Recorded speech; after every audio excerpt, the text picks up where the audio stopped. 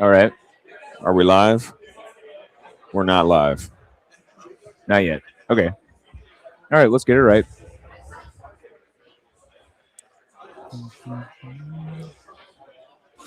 So will this Oh, go? no. This will go for 4 hours. You guys know what's Yeah. happening. Okay. What is it? Are we live right now?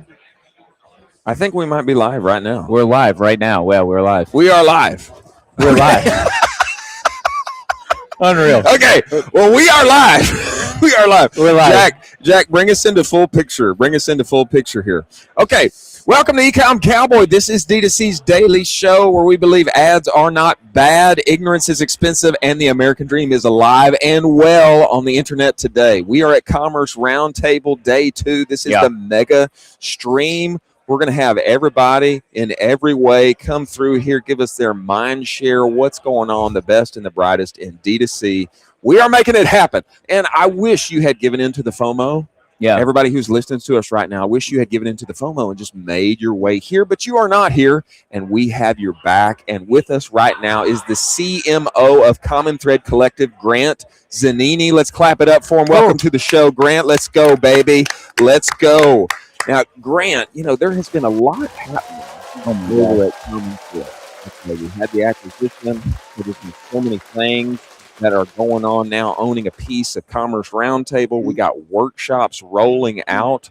Brother, as the chief marketing officer of everything that is happening with you guys, what's your new approach to education that you guys have been so dialed on for years? Yeah. What does it look like in this new era of e-commerce, this new era for CTC? And what are you excited about? What are you focusing on with your marketing efforts in 2026?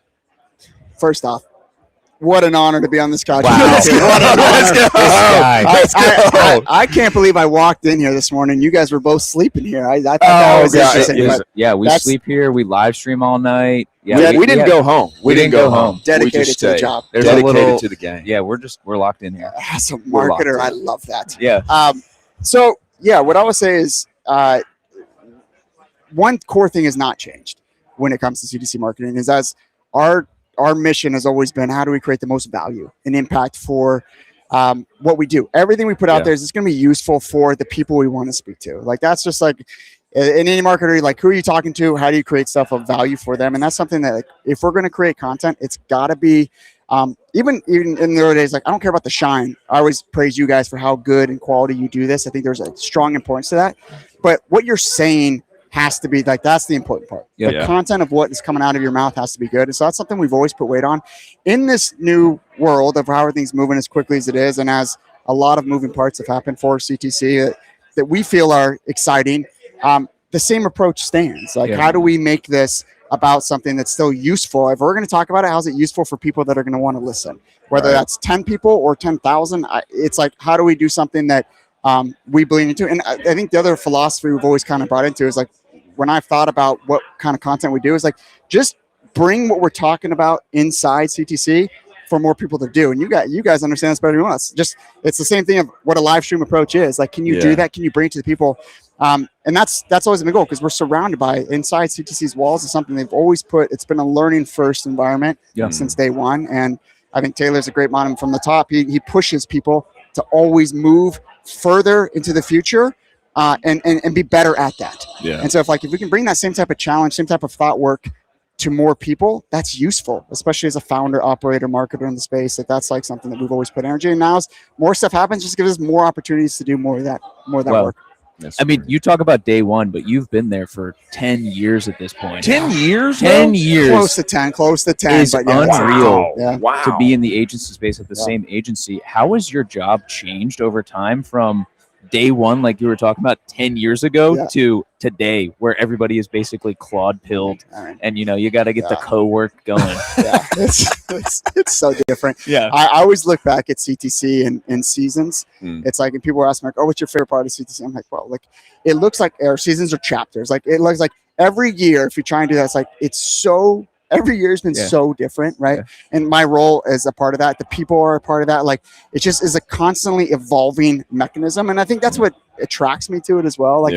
It's something that God, having the approach of we're going to be so different. So when things are so different, like this year, is like AI, what it's been doing, it's like you're kind of primed for it. You're just kind of ready to be like, embrace that. And I think that's like the startup mentality. So my roles changed dramatically. When I first came on, what even led me here is Taylor and I sat down this idea of bringing, how do we like create more content and create more community? So that sent into launching a mission. That's something that I did for the first few years of just trying to get that whole idea off the ground and digital products and bringing that into the CTC ecosystem. And then I went to I ran operations for a while and then marketing. So it's like, but I'd say my role, like everyone else here, is kind of evolved with where CTC is directing. That's always trying to be doing more and putting more out there. That's aligning with the changes that are happening. We're not afraid of that. That's the part that's like, let's fund and let's run towards something that we don't know. Yeah, I love that. We're here with Grant Zanini, CMO of Common Thread Collective. And I would say one of the things you guys have always done so well, you've already mentioned it, is putting out educational thought pieces that, of course, benefit the greater community. You know, of course, I have benefited from that. I remember the first agency job, actually. There was this video educational course or so that you got. I think it was called something Pilot. Do you remember this? The first video I watched, Taylor was on there talking, and he had one of those like 2016 haircuts. We were all in. I was like, I like this guy. I like it. I asked my boss, who is this guy? What's his name? Cool haircut. His cool haircut. He's talking about how to calculate growth and all of this stuff. But I feel like you guys have always leaned into this and done it so well. In 2026. Something that I think has been a unique piece that Taylor has often talked about is, hey, now with AI and its capabilities, what we can do is we can reach a larger piece of the market, not just up enterprise, but also lower when it comes to revenue than would be usual for the clients that you guys would take on. What does educating and reaching that piece of the market, enabling that, what has that looked like internally? How have you guys developed or seen about going and grabbing that market share, educating and helping brands in that space down lower than 10 million per year? So for many years, I mean, as an agency, you got at a certain point, which we did several years back, we got really serious about who we were going to be for. And then by doing that and really going after that specific audience, which again, we needed to do to craft our service better, to create a better product, there's a big portion of the market that you're now no longer serving, right? But what we found in our content is like what we're talking about and putting out is to attract and is specific to the type of clients we're working with. Call it 8 and 9 figures over here. It's a lot of that is applicable to the 6 and 7 figure businesses. So for sure. When I've always thought about content is like, I want to create content that is that's the way that we can reach that larger community, right? And like, again, so there's different types of approaches to the way we want to bring in clients to the way that we can educate. But if we can educate and be valuable there, because we're learning over here, the data and the stuff that we're doing, the educational part, you become an educational teacher by being able to take that and help teach that to people as they're on their way towards that. And that's for me is like, so as a previous business owner, like my whole goal and mission with this is like, how do I, if I had that knowledge, it's like I always like attach it to like a really close friend, right? So when I was starting a business, like I'd have a friend who was say doing SEO, who knew a lot about that. Well, if I can take my friend who I trust, who's smart, who has the experience there, that if I can take him out to lunch for 1 hour, I can get more. It can save me hours of work in mistakes. And so if that person can help me in that way, like take the same approach with content. We have these people who are doing it all the time. And my belief is if you talk about it, you become as an educator, you also become a better instructor, you become a better operator as well. So it's like, so what we leaned into is like, if you want to work at CTC, like be willing to talk about it. You're going to be in front of your clients already. Let me just film some of this. And so like, if we can find unique ways to pull that out, what it does is it helps and creates really valuable content for 6, 7, everyone. It creates a larger net for the broader community. So the whole idea was by doing that. So that opened up by doing that over time. It came to a point where we saw, we are ready now to potentially serve that market in a different way. And so that, I don't think we would have probably gotten there at some point, but I think the content strategy allowed us to see that in a way that's like, what can we do here that's more? And then when we were ready to go there and offer services for that type of a customer, there was a primed base of people that were ready and trusted us already for the years of talking to them. Great point. And so like that wasn't intentional at the gates. I wouldn't say it was just more of like the intention was focusing on a certain set. And then as we learned there and we continued to talk about it to a wider net, when we were ready, it opened up a lot of door. And so I say, like, this past year and a half, that what we called Global Accelerator, led by Joy and team, that's become one of our fastest growing departments for that seven-figure. So it's like, that's just like how the ecosystem gets stronger. And that's where, again, I think from where I sit, that's always been the purpose of even the first day when Taylor and I sat down around, it's like, hey, let me come in and how do we create a community, which became a mission to do this, over a decade ago. Like, that same approach is the same. So back to the first question you guys asked me, it's like, our philosophy is still there. It just becomes bigger and bigger, and we can, but by teaching first, it helps us internally, and it opens more doors over time. Yeah. I love it. I mean, you've probably worked with so many brands at this point over your 10-year career at CTC. Is there, say the 7-figure business owner brand operators listening right now, what advice, what is one piece of advice you wish you could give them in 2026 right now, what they should be doing, what they should be focusing on? If you could give them one thing and say, hey, we've seen this throughout the multiple years, you need to be focusing on this to make your business go up and to the right. What is that? Yeah, I think it's the focus part. I think that what I've learned and seen with the people, that they're just that they can create a focus and alignment internally, rather than it's so, especially in this day and age, it's always distracting. There's so many different ways you can do it. Yeah. And if you can focus and get alignment, and I'll say this, and I'll give a story from the CTC side where it fundamentally changed for us. But what I saw was, like, again, for the first 5 years, I was so focused on the 6-7-figure community with admission on digital products. Like, admission, that's what it was. Yeah, it's admission. That's what it was. Admission is. I was in there, bro. I know. I was in there. I loved remember admission. That was incredibly helpful for me. I think that's kind of one of the first ways we met too, is because when you got in there and I was like, Bruce Bolt's in here. Yeah. I was, and that's how. Anyways, I think it was. But that is so. I think the focus, especially in this, like, where you have to do so much of the work yourself. That's why we created that initially. It's like, hey, you got to do it. How can we help catapult that and give you useful resources through the stuff we're already doing every day and seeing? So it's like, it's the trusted friend. That you don't have to go call. Like, you can have a small group of people of trusted experts that are doing this, that you can get quick bites from, that's going to help you. But it's the focus to be able to do that, because I remember people coming to mission like, hey, so I should be on Meta, Snap, all these things. I'm like, well, where are you good at first? Like, get one. And like 99% of the people at that stage aren't really good at any of it. You just feel like you got to be doing it. And so it's like, use it. Start with one and get real. There's so much room there to get actually better at it and focus. And when that focus happens, I feel like that is the thing that allows you to keep going. And so what I'll say I'll apply it to like our own journey at CTC is, the biggest transition we had is when we were basically forced to say, who is it we're like, to get our services better, we got to really focus on a certain type of a customer. Yeah. And when we're willing to say, we're not going to kind of do everything, like, this is a hard part of anybody's agency journey. You start off, you kind of want to take anybody on that you can. Yeah. It's revenue. You just like, we'll figure it out. It's a figure out mentality.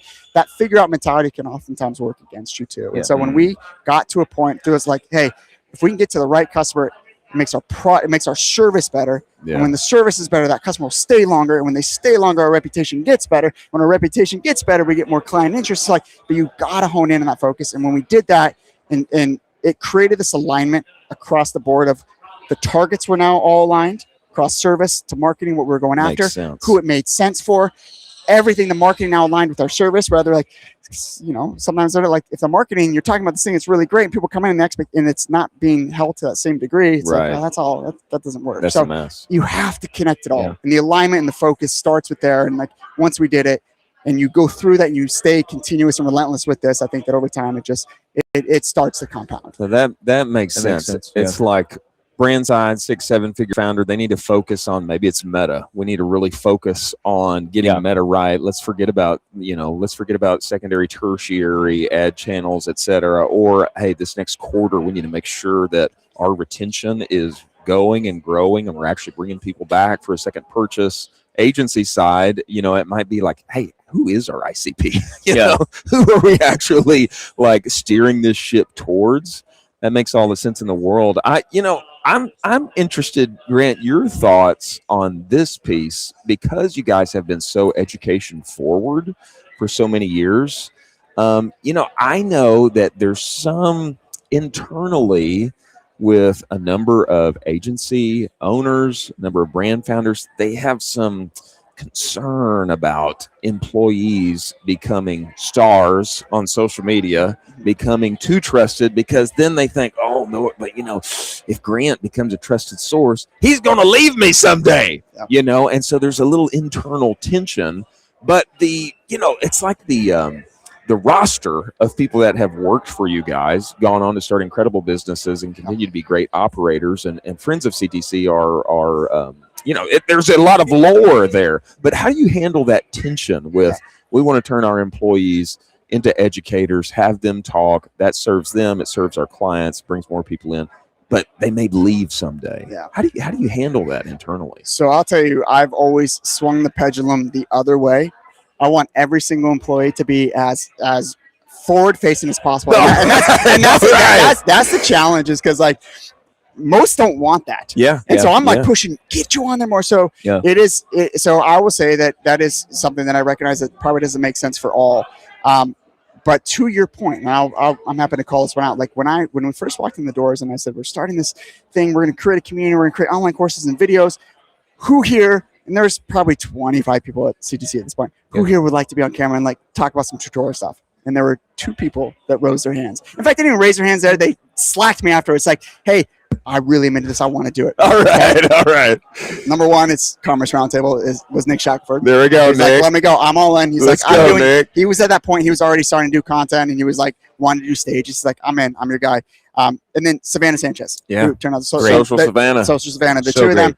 And at that point, she's like, hey, I'm very interested in this. What can we do? And so that was the piece where it was kind of unlocked for me. And then so I was like, hey, here are the people who want to do it, and they have their own ambitions. So how can I create a platform that they're going to be excited about? Now I got 20 other people that didn't raise their hand. How do I get them excited about that and dangle that carrot to, like, because it's not intuitive for most people. It's kind of putting yourself out there. It's not exciting. So then that became this again. This was the early, like, how do I get those people to want to be part of it? Because if I want this to actually work, if I want people to, this is our way of spreading CTC, is get people more, like, we see the value in that. And I knew then that people would leave and it would platform them away. And I was like, that's what we want. And I looked around at Taylor and I looked around at the leadership team, and everyone was like, great.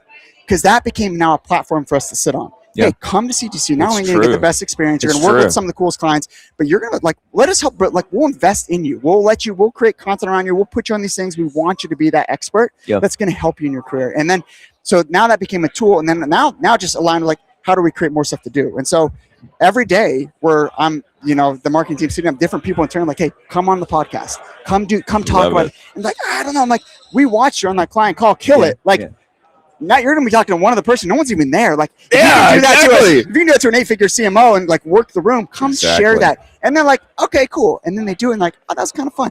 And so it's a constant process, but we've always swung it this way because, again, I think it benefits the employees, which I think it benefits in return the clients, and which in benefits CTC. Exactly. And so that is the full system. Like, that's what we're going to do here. And that's allowed us to just continue to be content first by making the people that, and again, you got to push them there. Same reason some people push them not to do it, but, like, you can't fight that. Everyone's going to be, they understand that whether they want to or not. So they're going to be out there looking for other jobs anyways. They're out there trying to build their brand. So why not embrace that here and help them do that? They're going to help you in return.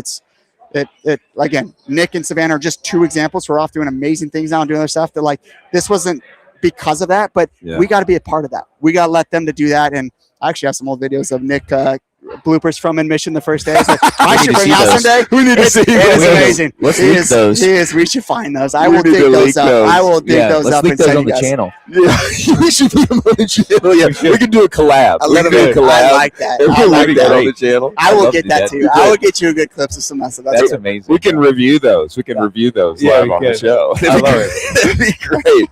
And that is, I think, that forward-thinking piece of, hey, let's make our people stars. Those who want to be, let's help them. Those who don't want to be, let's coach them up. Let's get them in there. And then maybe they leave someday and they build their own business. You know what? That actually makes us look good. Because we created a star. That's right. That's a really, it's kind of a generous, forward-thinking view that I think has served CTC so well. Well, generous. It's mutually incentivizing, right? It's like, it's help. Like, while you're here, like, how can we help you and you help us? Like, it's that Yeah. is the mutual part of it. It's like, you don't just have to come and do the client work. Like, if that's of interest to you. And so here's the other thing too. It's like, not everyone has to go on video. Not everyone's meant for video. Like I like, right. Some people like to write, especially now. Like, okay, there's other ways that let's find that thing that's exciting to you and let's help you with that. And like, because the exchange is your expertise, working that tool for you to get better helps us as well. And again, the transparency is like, that's why a lot of stuff we have released over the years isn't always the most polished, but like the content's like what they're saying is that's what I want you to see. Because if that can help you, then that's worth it to us. Like whatever, we'll go with the rest. So again, you got to create the value for the other person on their side. The people here are the people that are creating value every day. Let's bring that to us, not Grant using an AI tool to put something out there. It's not your tool. So unreal. I need to avoid that as much as possible. The CTC tree, the branches that come the off. Tree is unreal. The coaching tree is unreal. Substantial. It's substantial. Shaq, Social Savannah, Andrew Ferris. Oh my gosh. Shireen O'Bear. Those are the four that I always think about that come to mind. And anytime you talk with them, they speak so reverently, positively, about their experience internally at CTC with the people involved, et cetera. And that speaks volumes. Yeah. Well, I am so excited about the era to come. CTC Global Accelerator, being able to serve more partners. I think this route that Taylor has talked about, like, hey, I want to be able to offer what we do at a continually lower price forever. I think that is such a unique frame that kind of cuts against the grain that I think will really win in 2026 and beyond. And we celebrate what you're doing, man. Hey, before you go, Commerce Roundtable.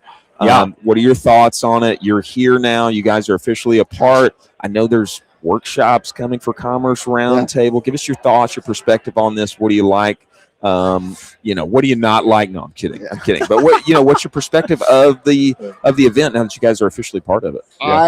I've loved the energy since the moment I walked in. Like I miss more than anything to be able to be in person with people. Like that is my nature.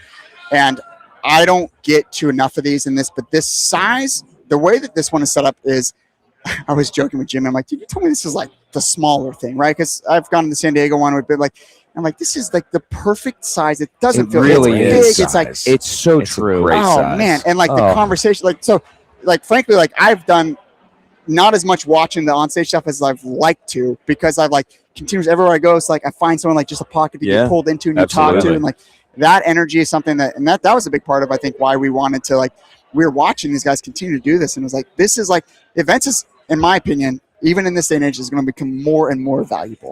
Right. Totally in this in-person space, and these guys have found ways to curate the room with the right people, talking about the right things. And it's like, I think just being able to come and see people that, I'm like, oh, I recognize that Twitter profile. I think that's the guy. It's like, and everyone's got that same, like, you just sit down and you start talking and you find yourself in conversations. I sat down. Well, we hung out late last night. You just find yourself, like, I sat down. I was like trying to, like, all of a sudden, like, my head wouldn't turn off of all these like little things you thought of, like, that people brought up. And I'm like, you can't take that away. You can't get that. You can't replicate that anywhere else. I think this event has been really fun and refreshing for me. I'm leaving like energized from this. Energized from this. That's absolutely. I'm pumped. Bullish on e-commerce. Pumped. Bullish on e-commerce. Bullish on e-commerce. Bullish on people right now too. There we go. Bullish on people. The people here is this is going. So Rise, we're Ecom 4.0, rise of the underdog. It is it's the best day and age to be selling widgets on the interwebs, and the American dream is alive and well on the internet today. Can I say something? It's please. Because I get the moment to sit with you guys right here, and you're going to hate this, but I think you now know how I think about content in events now. This setup that you guys are doing and continue to do, like, please don't stop it. We're doubling down. We're doubling down, Grant. Keep doubling down. I'm going to be that advocate and whatever you need to make sure that keeps happening, because this is the kind of stuff that not only is it where I think that the industry can use right now, for a lot of reasons, I think this is the thing that, like, it's the hardest to do. And I think that people know this who watch us, to do this daily and to do it well, and the time you guys put in, the quality you put in, is a lot of sacrifice. But keep doing it. Keep bringing the energy. This is the kind of stuff that when I'm in my little office shed, I need that. I need to listen to it. That energy is good. And I know that people feel it. So please, thank you for this. Keep doing it. Hey, well, so here's the vision. Let's cast the vision before you go. Okay. San Diego. Yep. Commerce Roundtable. Yes. Boom. We'll be there. Boom. We swing up to Orange County. Yep. Afterward, I know I've heard rumblings that there's a studio inside of CTC Let's do now. it. Little something there at CTC. Yep. We may or may not. I can neither affirm nor deny. We may have gotten a little invite from a exciting brand in the LA area to come and do a little something there That's too. true. The live show, Yes. unique place in space. I think we need to take a little road tour there, 100%. Southern California, Yeah. and we make it happen. I'm going to Absolutely. force you guys to stay more than one night, and we're doing All a right, few of them. Let's do it. Let's do it. Thank you. Let's do Appreciate it. Grand Zanini, we clap him up. CMO of Common Thread. Thank you, brother. We appreciate you, man. Good man, Bill. Thank you, man. Wow, energy, fresh. Who is this? Is this our boy Rabba? Rabba is coming in to the show right now, folks. Rabba Rahil, He's energized. He's back from Europe. He just back got from Europe, He's back from his Euro quest. Euromaxing. He went on the Orient Express. Did he He really? did. He was there for. He's so fancy. He's so He's so fancy. It'll be like, yeah, I was on the Orient Express for 4 weeks. You It's know like, what I did not see? I didn't see any hotel reviews. I know, disappointing. We need to talk to him about that. I mean, it's a solid piece Yeah. of his content. It's upsetting. You know, I would say he's got refined taste. Yeah, a refined palate. A refined palate Yeah, of all things. You know, scalar of software to the moon. yeah, moonshots. And who knows what he's got going now. Welcome to the show, coming Rabba Hill, OG and D2C. Get in here, brother. Get in. Here, this way. Right for you. Right Come there on in the in. middle. There That you go. headset is yours. Headset is Let's all clap yours. him up and welcome him into we the go. show. Let's go. Legendary operator, Rabba. Let's go, baby. Oh my God. Let's go. Feel You're like we're in. gonna call some play-by-plays here. Yes, Yeah, you we're are. calling play-by-plays. We're calling ISO play-by-play. dive, ISO dive. Come on, people get that. You get it. You get it. Exactly. Little A C-suite. little pull in the A arm. little pull in the guard, pull in the center, little You counter, guys like little this trap. mic here? I love it. Yes. I love Is it. this That's my favorite company. is I this love the it. new company? Is this the new This is brand? What do we This got? Oh, is Rampy. Oh, Ramp. Ramp. Oh my I God. see you. I After see pestering them for you. years, they Wow. love me. Wow. It's the best company out there. Good merch. It's Good great. merch. Huge. Great merch, great company, great CEO. It's a great marketing. Well, welcome back to Austin, Texas from Euromaxing, Yes. Euro Trip 2026. We did Unreal. Vision Quest Part 2. Unreal. We're back Yeah. in one piece. It's been great. Can you give us a review? We didn't see any hotel reviews. We relaxed a little bit on the hotel reviews, but We were talking about this, dude. That's a part of your content. I know, I'm looking I forward to it. know, I know. Yeah, we did good though. It was good. We did Venice. We did the Orient Express. Got to meet Coleman Domingo, wonderful human, Unreal. unreal. Whoa. Unreal. I'm Um, so jealous. Yeah, he was great. Orient Express, Rome. Wasn't super into Rome, but and then we did. The Coliseum wasn't for you. Not about it. It's dude, Hollywood kind of ruined it. Like you Really? think there's Yeah. going to be these 10-foot walls and stuff, and it's really cool. They used it for 500 years, so it's a vibe. But Rome just wasn't for me. Chaotic. And Crazy then, statement. what else? And then Rome, not me. we did do the Vatican though. We did the Keymaster tour. Oh, So we balled out a little bit. And you can Whoa. pay them to go really early in the morning. You're the only people there, and you get to unlock the Vatican. So I got to unlock You some get to doors in the Vatican. unlock Wait, the Yeah, Vatican? we were. There was us, the gal I traveled with, and the 12 other people in the Sistine Chapel by ourselves. Whoa. And a little fun fact, and then we can get to the reason why people bought the ticket to the show, is they had just restored the big mural behind it. I forget what it's called. A huge mural. It hadn't been restored in 30 years, so it looked gorgeous. Wow. 16 Chapel? Yeah, Sistine Chapel. There's Nice. this mural behind it. I forget what it's called. It's a huge mural. Anyways, but they just restored it, so we got to see it like in all its glory. And then it's really cool. They leave a little piece unrestored, like in the Seriously? top right corner. You can see the contrast. Wow. It's pretty You cool. were like side quest maxing. I'm trying to keep up with you It's guys. just like- it's unreal.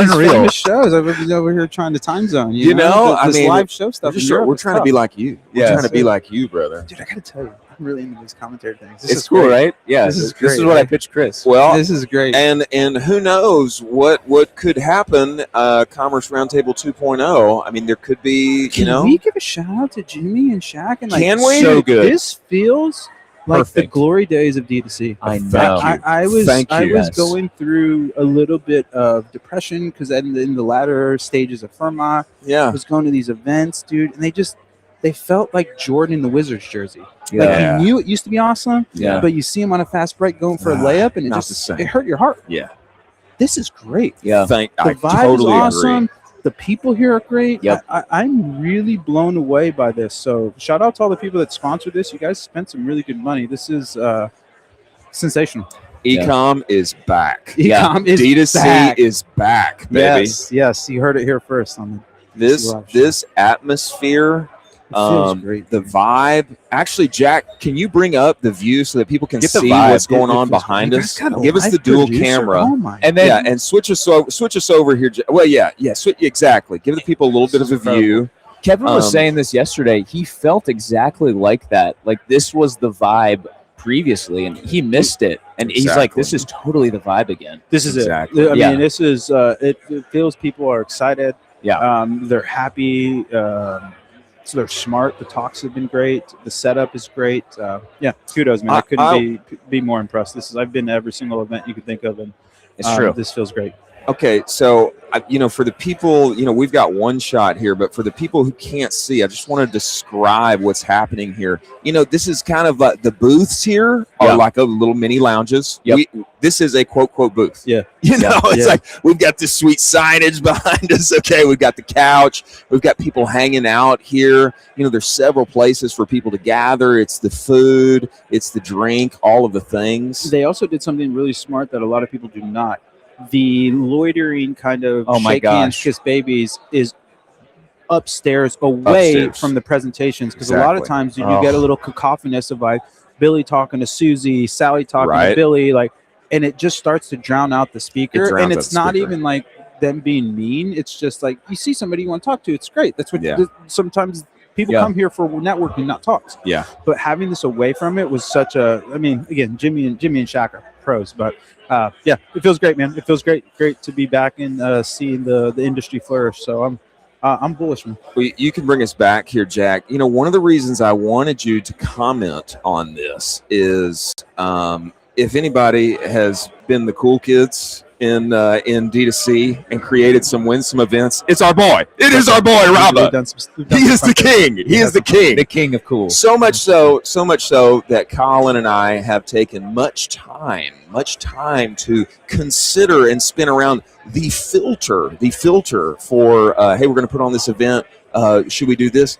No, because we're the cool kids. We don't do that. Cool kids don't do that. I mean, this is a principle in place. A filter. Is this the case early on? Cool kid or the rich kid? You want to be one of the two. if you're the cool kid, figure out who the rich kid is. Throw the party at his house, and then if you're the rich kid, figure out who the cool kid is. That'll bring over the hot girls. There we go. I tell you, this is a real philosophy. There we go. It works, and then ideally you become the cool kids and the rich kid. Exactly. Yeah, and that's the real show. And then you can start spreading the light, helping others. We when it comes to events like this, when it comes to long sales cycles, when it comes to things that have hefty price associated to them, I am a firm believer that a lot of times these decisions, they come down to who do I like? The brand associating with. I had a great time there. Salesman. There's a couple of tools I'm deciding between, like, who do I want to associate myself with? Yeah. Who do I see as being like, yeah, they're like me, or I'd like to be like them? I think spaces like that help in the creation and winning of those kinds of deals. Is that fair? You're absolutely right. I'd say it a different way. People have to know you, like you, trust you to transact with you. The only place you can do that is all three of those things is in person. And so if you are actually running an event, going to an event, etc., what I would suggest is think of your events in 3 phases. You have pre, during, and post. Make as big a splash as you can during the pre, because then people are like, oh my gosh, Ecom Cowboy, I've seen you on Twitter. This is incredible. And there's something really magical about bridging the digital to the in-person. And like, especially if you have podcasts or some sort of content or whatever, like Taylor's, CTC Taylor's a celebrity downstairs. He does so much content, like all these things. So I would say if you're going to do that, that's really helpful to think of the 3 phases of pre, during, post for events. And then to your point, you have to be really careful, or not careful, cognizant of who you do send to your events, because it can be a double-edged sword. If you send like something like this type of event where it's just very homey awesome, this isn't who you want to send the bulldog to. Like such a good point. Sales bulldogs Such a are good great, point. and you want people that are just going to be like, dude, give me the fucking money. Like Right. I want that money. Give me. Yeah. Those are great, but horses for courses, time and place. This is somebody that you want to send like, forgive me for the stereotyping, but like the frat boy or the sorority girl that's just a fun hang. Yeah. That you're just, hey, this I know. is great. I know Can one get of you a those. drink? I know one of those. I know one of those. No, but you get what I'm saying. Like I do. this is a charisma kind of vibe. Yeah. You're not selling here. You are basically, to your point, I am planting the seed, and then once I can go home and kind of unwind and be like, oh my gosh, you're going to remember the emotional connections, not the business forward Feel that. ideas. I And feel that's you don't want to tell this to your CFO or whoever's giving you your marketing budget. You want to say, hey, this is how we're going to ROI. This is our conversion rate. This is the pipeline we're expecting, etc. But to your marketing team, to your sales team, you want to say, hey, man, like you want to make real emotional connections. Because to your point, if you are in a market that is really, really polluted and there's very, very little product differentiation, relationships will trump everything. And candidly, relationships will also almost always trump everything, where you'll get fired less. You'll eventually get fired if you suck. Yeah. But like you get a lot more leash. And it's just, in my opinion, a better way to move through the world. So I think your analysis is spot on. Let's go. You've seen a ton of companies at this point. You've seen a ton of software companies go through and kind of do that cool kid phase. Yep. Who right now would you point to, maybe not even in our industry, where you're like, they are doing everything right. They're operating exactly how I would do this. Yeah. I think the I'll give you the top three and then the bottom three. Sure. I think the top three for me are Ramp is doing So Ramp is just it's really great, and to see it at their scale Yep. is really impressive. I think candidly Notion is actually doing a pretty good job of it. I think they could do better, so maybe I should keep them out of my top three. Who else do I really like that's doing it really well? Oh my gosh, I'm blanking, but there is who is doing it? I would say Ramp's number one. Yeah. I'm trying to think of, I got some other ones. Let me get back to you. Maybe I need to clear out. I think Claude is really missing the boat. I think You Claude- think Claude is missing the boat? think We totally they disagree. did the they did the thinking cap thing, and I had like, dude, how cool would this be? Why doesn't Claude have the Claude race, and then they have a bunch of cool Formula One people, and Claude is all you all get Claude drivers, and Claude does all the pit stops or something like that. Why doesn't That Claude would be have sick. Of have course. a rent out a village like in Arizona, a whole town, and you bring out all your best people, all your top customers in this town to live in that town for a few days, and the whole town is run on Claude? Why don't you rent out the Orient Express big with ideas. Claude, It's and big you ideas. have, hey, you can meet every Claude engineer that you want. You get a Claude engineer for the whole, do 2 or 3 days on the Orient Express, rent out the whole thing. Like, they have so much money that So much. my worry with Claude, this is why I'm so sad about it. They have the behind probably Google ads and the Facebook news feed.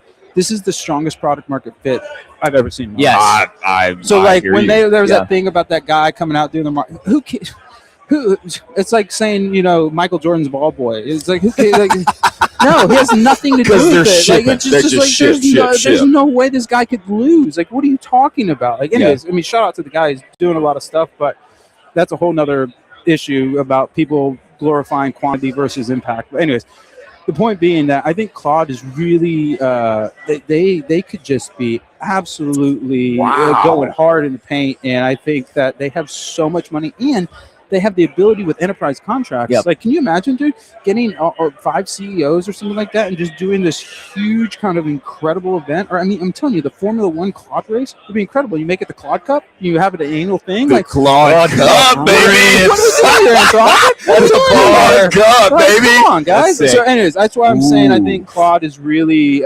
soft. I think it's soft. Like, that Wow. producer, insert that Kobe gif. Soft. Yeah. Soft.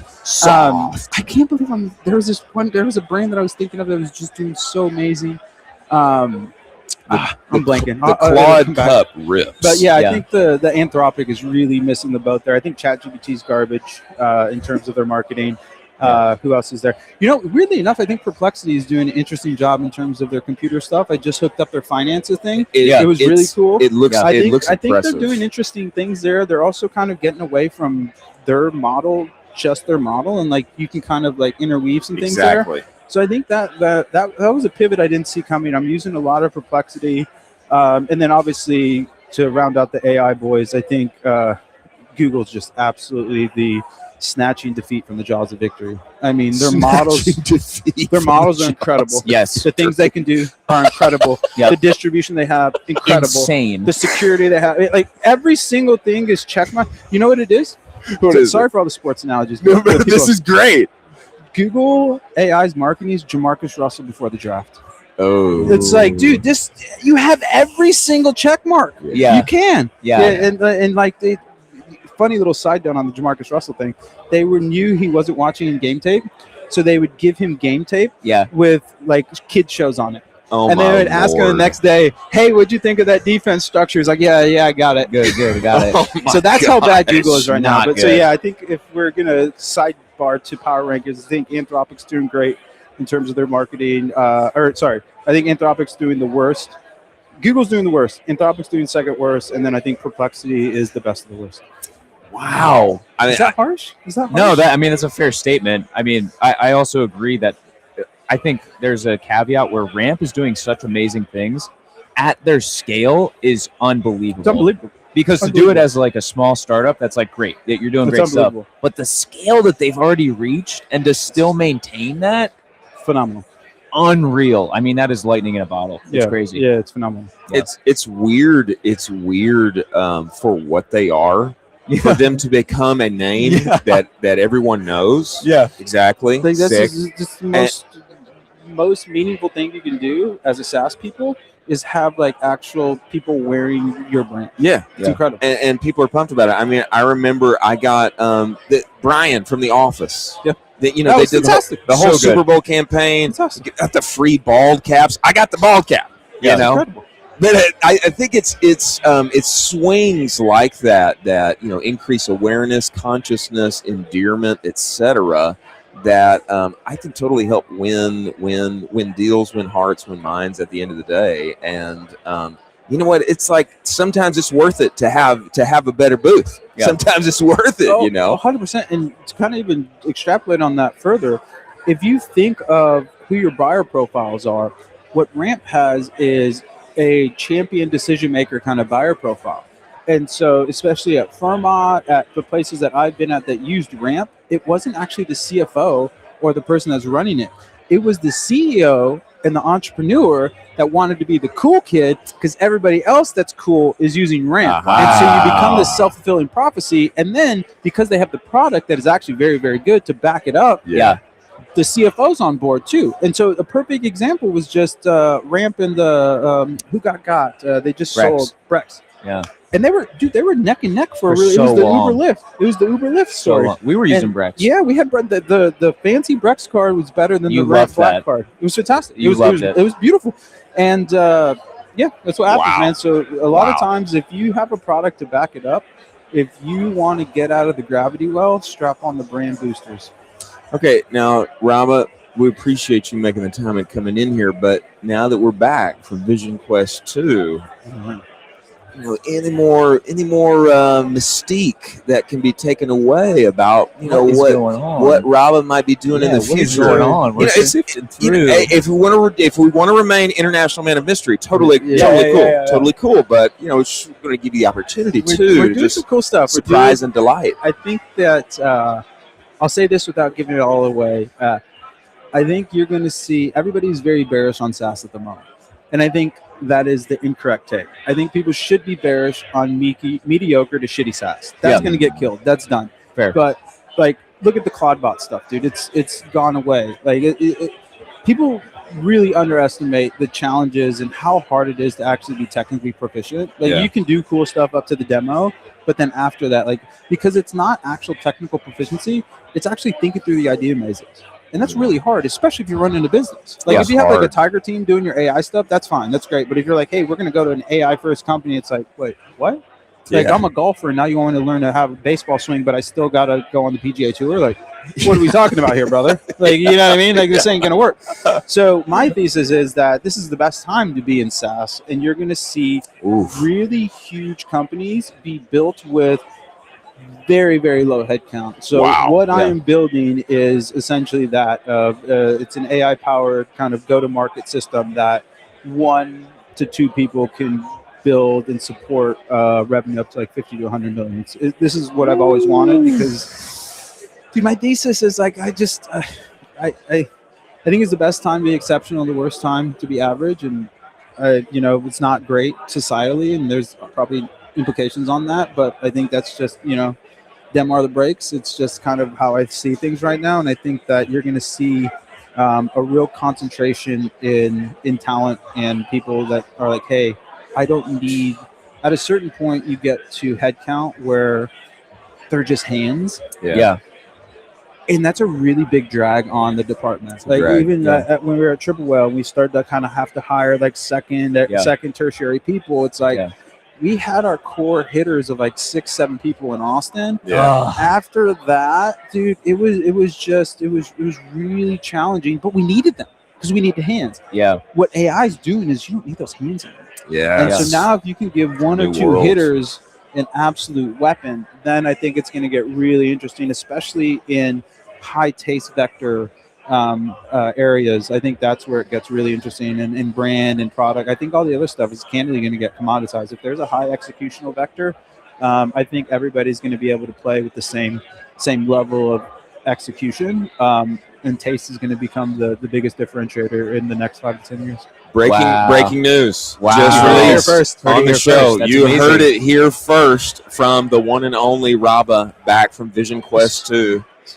And, Crazy. Brother, Taste Bros rejoice. The Taste Bros rejoice. And High Taste Vector, I think that's like your middle name. Yeah, I think it's like bar. Yeah, it's a bar. Yeah, it's a high bar. taste vector bar. High Taste Vector bar. Yeah. And then also that framework you gave us. That gave me a phrase. Know you, something, trust you. Know you like you trust you. Know you like you, trust you. Before I change Pre, during, post. Sit, baby. Cool kid, rich gold. kid. Cool kid, rich kid. So many metaphors, so much gold, brother. We appreciate you joining the show. This is incredible, you guys. It's amazing. This is so cool. And who knows what's to come, Robert? We may be on the road here a little more. Yeah, may I bump think the into people one love another it. again. I think this kind of thing is sensational for you guys. I think it makes a ton of sense because the people at home get an incredible show.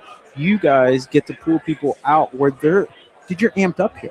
This is I'm warmed up. I'm awesome. Amped. You have such a talent concentration, and I think it's really cool for people that might not have the time, the resources, whatever, to feel involved in this community that's being built. Because, dude, at the end of the day, man, community is everything. And like whether it's in your business life, your personal life, what have you, and being able to connect with humans that you like, respect, and trust, and then candidly just get inspired by this. So you guys are inspiring us. I mean, it was just 6-7 months ago, man. You were just talking about this, that, and the other, and now you're running a fucking ESPN desk. We are. It happens slower than you think, and then faster than you think. So keep hammering. Love you guys. Thank you so much for having me on. Appreciate you, brother. You guys. Let's cap them out. Rabba, Thank you. Brett Hill, the one and only. You guys are killing it. Me and go to market AI, all of the things Unreal. up and to the right. Thank Unreal. you, brother. Thank you. Welcome back to Texas. Wow. That was great sesh. That was, I mean, Bars. first 2 sessions, bars from everybody. Absolute bars. We're still rocking and rolling. This room is packed. Yeah. Jack, could you Exactly. hit that and show? I don't even think Show the good people. it is filled to the brim Filled to the brim right now. with the amount of people. It is just, Conversations Wall to happening wall. everywhere. and Wall it to is wall. unreal brand builders that are just doing incredible things, and people are enthralled in conversations in They these totally small are. groups. And it's crazy. We've had 2 guests on the show today. Both have talked about the fact that they are both. This is a perfect sized room. It's come up multiple times. This is the perfect size room to meet the right people, to talk to multiple people, and just have really good conversations, and also still learn a ton from amazing speakers. And it's just unbelievable. It's a great room. A great Great atmosphere right now. great vibe.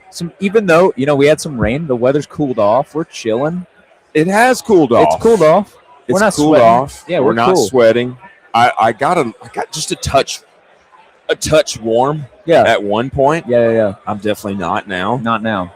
And beyond the rain, like this is the absolute best time to be in Austin, Texas. Yeah. I mean, it feels so great right now. It's an excellent time to be here. You come a few months later, it's definitely not going to be the case. It's going to be sweaty and it's going to be rough. We've got more guests coming. Kyle Yeoman is going to be joining us. Yep. I don't know where he is right now, but I know he will be coming. Had Raba on. We'll also have Curtis on from Portland Leather Goods. Curtis on from Portland Leather Goods. A lot of things happening. Before we have others come, we should hit some news from today. We should hit some news from today, and our most recent story here, our most recent story that was blowing up over the weekend is what happened with Nike. Yeah. So Nike had an ad go out that was for Runner's World, and people did not like, some people, I don't know who, but somebody did not like this approach. You can see it on screen right now. Runners welcome, walkers tolerated. Maybe a little soft. A little soft, to be honest. Sure. If we're trying to be hard edge, maybe a little soft. Sure. But the complaint was even that, too much hard edge. Yeah. Too much hard edge. We've got this tweet here that comes to us from Runner's World that I can't see now. There it is. Yeah. Nike is in a tough spot. This comes to us from Runner Intra Chew. Everyone uses their gear, so they have to cater to or market to everyone, like treat everyone as their customer. But they were founded and competitive, win at all costs ethos. They cannot do both. And, for Runner's World, for athletes who are competing at the highest peak of their category, trying to go out and win every day, runners welcome, walkers tolerated is maybe not so fitting, but there was a whole lot of people who were saying, even that, walkers tolerated, that feels mean. We don't like that. And what happens is that Nike removes the sign. Yeah. They take the ad down. Yeah, another continuous L for Nike. I have been so bearish on how they've been operating for the past year and some change with everything they've been doing. Oof. And it just seems like they can't get it together. They don't know who they are anymore. They don't know what to release. They don't know kind of who their ICP is. It's kind of unreal. It feels like there are people coming at them on all sides. Yeah. People who are very, very adamant to own, no, runners only. Yeah. Walkers not tolerated. Yeah. Get out of here. Yeah. There's more people like that. Absolutely. I mean, the example is Brooks or an OnCloud is very aggressive with the runners now. Exactly. And those folks have really eaten up some market share with Nike, which is an absolute shame. I don't know, the fall of them for the past couple of years has been kind of wild. They need to refocus and get tighter. It makes me wonder, even on that side, being hard edge, we're for runners only. Probably there's also people that are eating them up on hey, we love everybody. We love walkers, celebrate the walkers. I think there's probably market share for them that's being eaten up on that side too. Yeah. I don't know where to go for them as far as their marketing and ads are concerned. They do have this long-term basis foundation in Steve Prefontaine, Michael Jordan, Kobe Bryant. Like those are some of their most iconic athletes that their brand was really carved out with, and those people are win at all costs.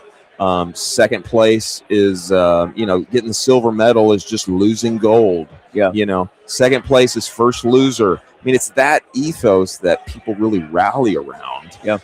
And I don't know if they'll ever be comfortable now getting back to that and maybe winning the market that was formerly theirs that they now seem to be losing on every side. And what's crazy is for them to, I think, successfully move through this, they have to go back to that. And I think they're too afraid now to go back to that, to do a reset.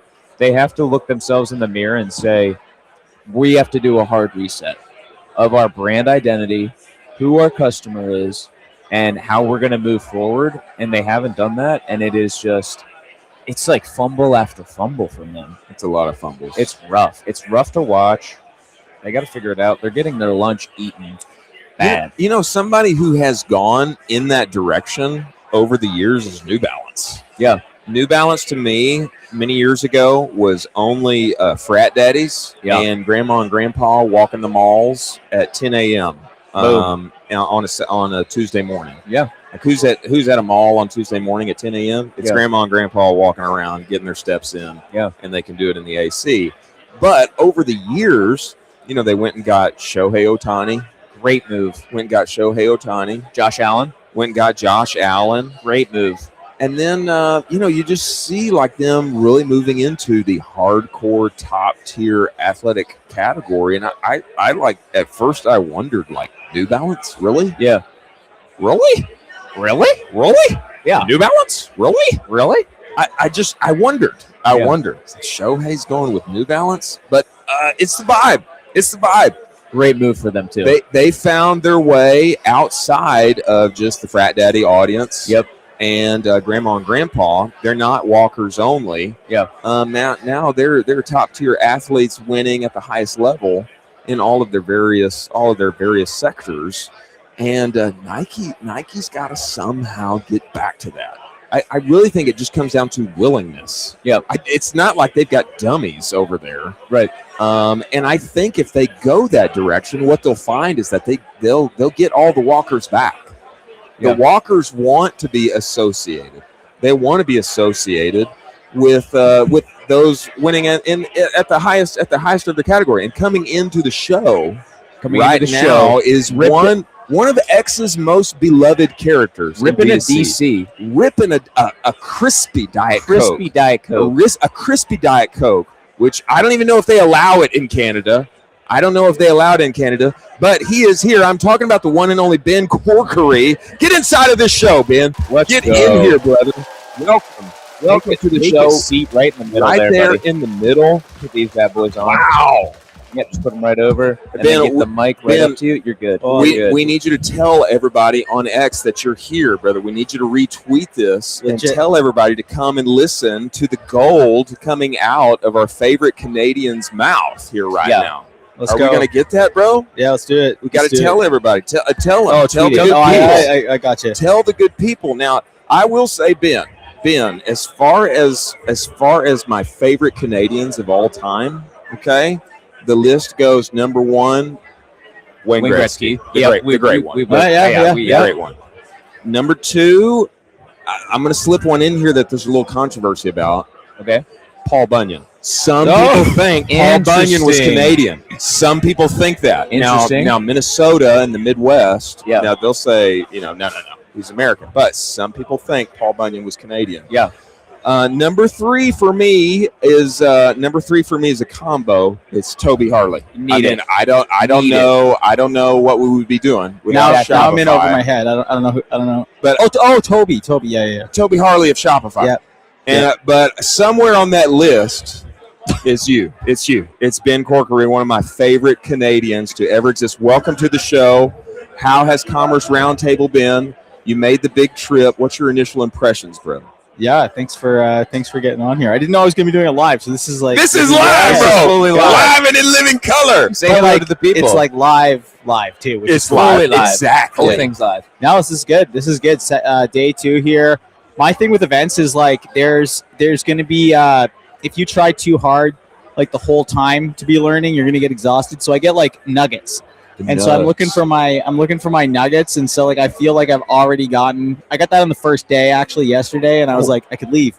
I didn't leave. We're glad that you didn't leave. We're glad that you didn't leave. Give us some of those nugs. What did you pull out of yesterday? Okay, so I think, and I talk about this on X like a decent amount. I think that I'm a big fan of bringing like more authenticity into the e-com space, and that can be as simple as just founders getting on camera.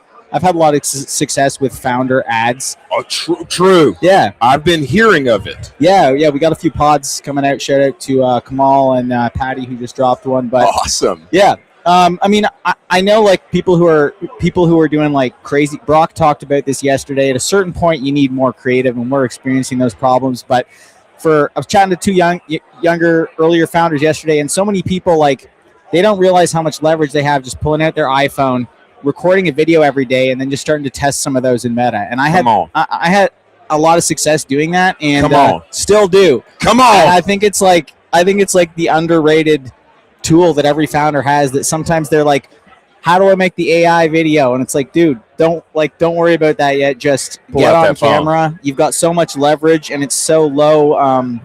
It's such a low lift just to whip out your iPhone, and yeah. So the king of yapping. Yes, the king of yapping. I don't know if I'm the yap king, aspiring yap king. Aspiring yap king. Shout out to TJ. Have you guys tried the yappers? Shout out to TJ. Oh, of course. Oh yeah, of course. Yeah. I'm live on the show. I think I've got one with me right now. I almost tried to bring some, but I didn't have like carry on, or I was only carrying on. Anyways, well, okay. So reel it back. Brock, Massimer. Is it Massimer or Mamiser? Mimoser? I don't know. Mamiser? Something like that. I think it's Mamiser. Brock of Frostbuddy. Yeah. Brock of Frostbuddy was giving his talk yesterday. What was his view on whipping the thing out, making yap ads? Is that what he was talking about? Well, he was largely talking about scaling a creative engine, but I mean, it's not that new of a thing. But I think sometimes you just hear someone's, like, you hear a brand owner's story, and you're like, okay, that's real. Like, everybody knows, like get more, more content is better. More creators are better. Yeah. But hearing how he actually implemented that and does that at scale was incredible. And a lot of that was like just finding creators who want to create for the brand, treating them right, rewarding them. He's the founder in there, talking to these creators, helping them win. But I think one of the keys there that went over some people's heads maybe was like, he did this. Like, he's not just telling people go make good content, like, 100%. So I can run ads. He's like, I did this. I ran them. I got that feedback loop. And I think, I think that's such a strong asset to have, is you as a founder. Like, if you can just get good at content and start to understand it, it's going to be easier to vet agencies. It's going to be easier to make more ads. It's going to be easier to speak to creators. So I just love that. I've been able to make some content myself, but the skill I'm trying to develop now is like, can I pass that off to people? Can I actually help other people make good ads? Because like at a certain point, like, you do need other people to make ads. And so I'm like, man, I'm kind of useless if I can't pass on this skill set. Well, that's a fair point. I feel like, Colin, this principle of the obstacle being the way, has come up many times. And you tell me this, Ben, a lot of times when I talk with founders, of course I've been there myself, it can feel scary. Oh God, I'm going to get on there. Yeah. Maybe sometimes, I don't want them to see me or know me. Maybe I'm selling something where I feel like, it's just not a fit persona wise, like I'm selling to people totally different from me. But there is a power. There is a power to you yourself as a founder. It's like huge. Doing the scary thing. It's huge. Actually pulling out the phone and just trying it. Yeah. Just trying it. You don't have to pay yourself to do it. Okay. A lot of us, we're not making any money anyway. Yeah. You don't have to pay anybody. It's sweaty. Yeah. It costs a little anxiety, but you get out there, you try it, and you can get that feedback loop even faster. And I totally agree with your thesis. I think this is still today, April 21st, 2026, a slept-on opportunity that we just need a little more boldness. Yeah, dude, I'll tell a quick story too there, Please. because like I know it can be intimidating, and some people aren't content people. They're not coming into this from being a creator. They're an operator first, and they're like, okay, we got to get the ads going. But I'd seen it on Twitter. This is like 2.5 years ago now, and someone was like founder ads, and I was like, I didn't even really know what that was, but they were like, you just do like, they're like, you just they're like, start simple. And I forget who this was, but they're like, take out your iPhone and just like, doesn't have to be edited. And I was like, okay, I got to do that. Wasn't doing it. And I was like, I don't know if I can do that. And then I was like, okay, I'm just going to go for a walk, pull out my phone, and like film 3 founder ads. Just like, hey, I'm Ben. Here's what we're doing. I did that. And those ads ran for like 2 years. Let's go. Let's go. I'm not guaranteeing that like you'll have that He's win. guaranteeing it, But folks. I'll give that a little more context. Like before that, Please. I started a challenge, I think the fall before.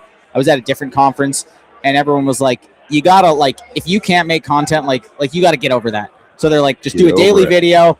Doesn't matter if you have bad hair, whatever. Just like post a video every day. So I did a TikTok challenge. and I think that helped. It was like, you know, at first it's like, you know, it's not even about the views. It's just get on camera and get over that fear.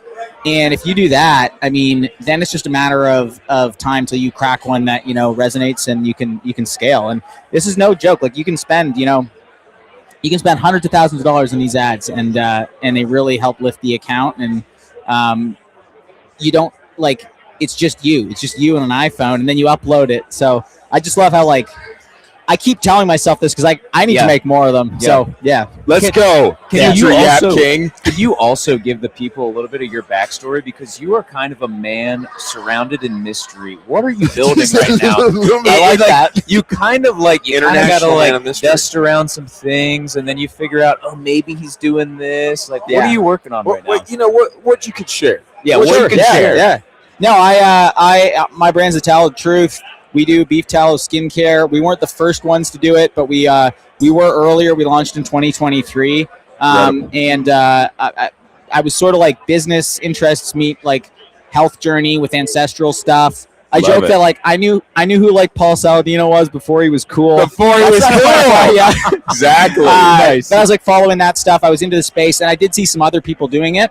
I've always liked the brand Black Rifle Coffee. Oh yeah. And so I was like, I used to like Old Spice too, and they got kind of weird with their marketing, and I didn't like it. And I was like, what if we do the beef tallow, sort of bold rebel, like we'll be the beef tallow of Black Rifle Coffee. Love it. And that was kind of like the ethos that started it. And I was like, from the start, I had a failed brand in the past where I didn't really know what I was doing, but nobody cared about it. And I was like, hey, if there's one thing I'm going to commit to this time, it's like, we will not be ignored. Some people may hate us. There we go, baby. Some people may hate us, but we will not be ignored. And There we go. one of the little mantras I sort of wrote and said to myself was like, we'll say things brands are afraid to say, and we'll go places like they're afraid to go to. So we get a little edgy with the marketing. We have some fun. Yeah. We lean into that a little bit, and it definitely helped us stand out. But then we back it with a good product too. I kind of like criticize like some of the drop shipping community, and I love those guys, and it's great. course. But like we make our own product, and we have our own facility, and it's been great to hire you people really, locally. brother? Yeah, so we've built that, and so it's a good product as well, and that's helped build the brand too. But yeah, that's a bit of the backstory, and then it was I got to be like it was like 3 years ago about when we launched, but I was doing some freelancing. I got to be an email marketer at a fast growing e-com brand, and just to see the growth happen. Yeah. Broke like a lot of limiting beliefs. So I think like that's one thing I forget is like I saw it happen, and then I always was like, oh, my brand could never be that big, and then I was like, why not? Why not, baby? Why not? We have a better product, and so it's always breaking limiting beliefs, and I think like that's something that like we all need to hear at whatever level you're at. But it's sometimes just like the limitation like in your mind. So all that to say, started small, doubled down, got some ads going, and we've like, yeah, we had our first 8-figure year last year, and so yeah, Come we're on, bro. on the way up. Come on, bro.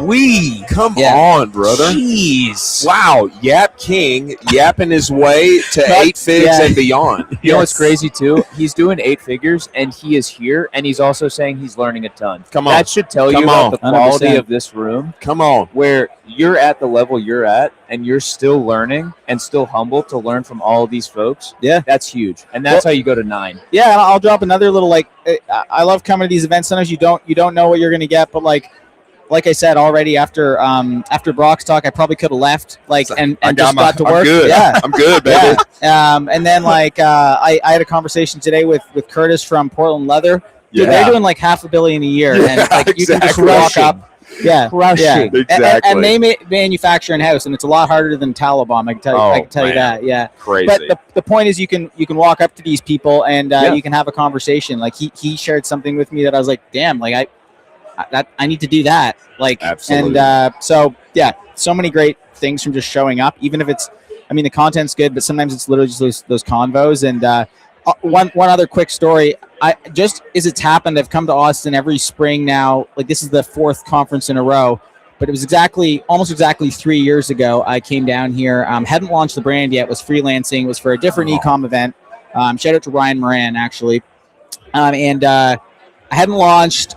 I had done Facebook ads in the past, but I thought they were like dead. And I was like, oh, like, and I met this British kid, and he was like, dude, like you're launching, run some ads, and they still work. They still work. They'll be all right. And so we launched like a week after that. A couple months after that, we had our first 1K day, and then it's cool to come back here now 3 years later, and it's like each time there's more growth, and then meet more people who get you to the next level. So yeah, amazing. That is incredible, brother. Yeah, that's incredible, man. What a story about finding your way and committing, having that thought like, hey, we are not going to be ignored. Yeah, man. Making a better cup of coffee, making an actual better product that can help people, marrying those together, and then sticking with it and yapping your way to the moon, man.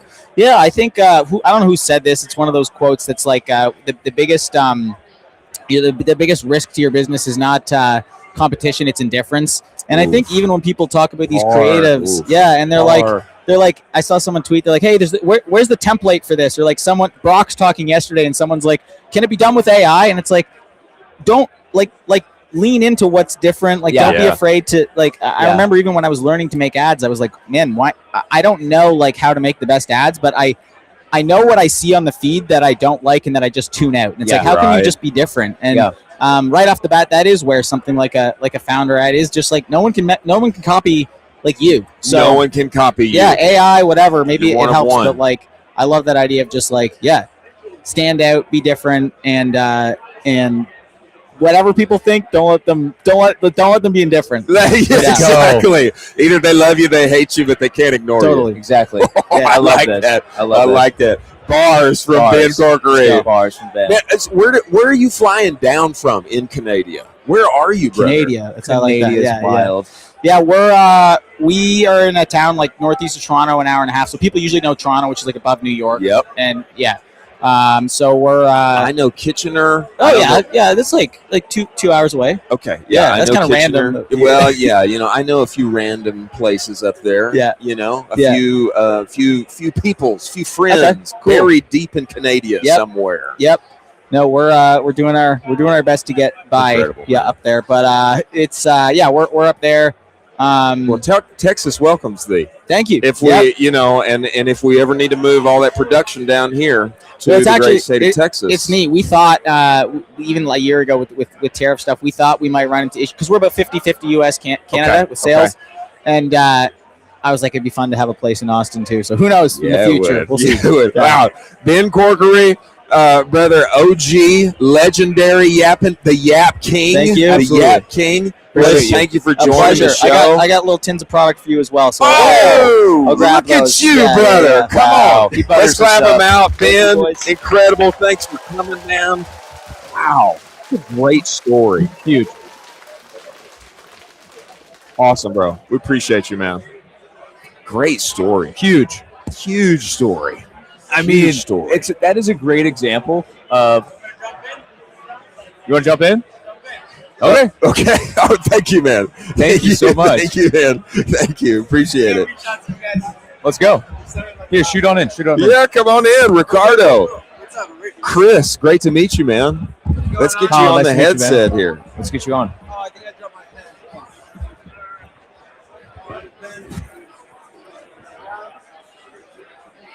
We lost the pen.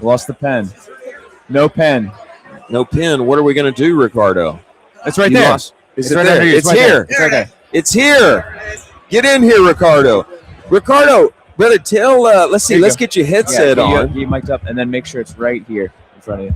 Let's get your headset on. All right, cool. Ricardo, welcome to the show. Thank you. Ecom Cowboy Day 2 Commerce Roundtable Mega Live Stream. Ricardo, tell the good people watching us right now, man, what do you do? Who do you work with? And where are you coming from? All right, cool. So we work with Shark Tank brands after they go on the show. I am going to talk. The value that I can provide on this conversation is going to be linked to the creative.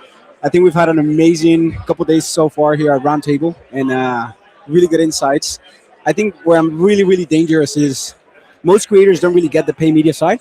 And so I have a background in engineering. I went to school at the University of Florida and did management consulting for a few years.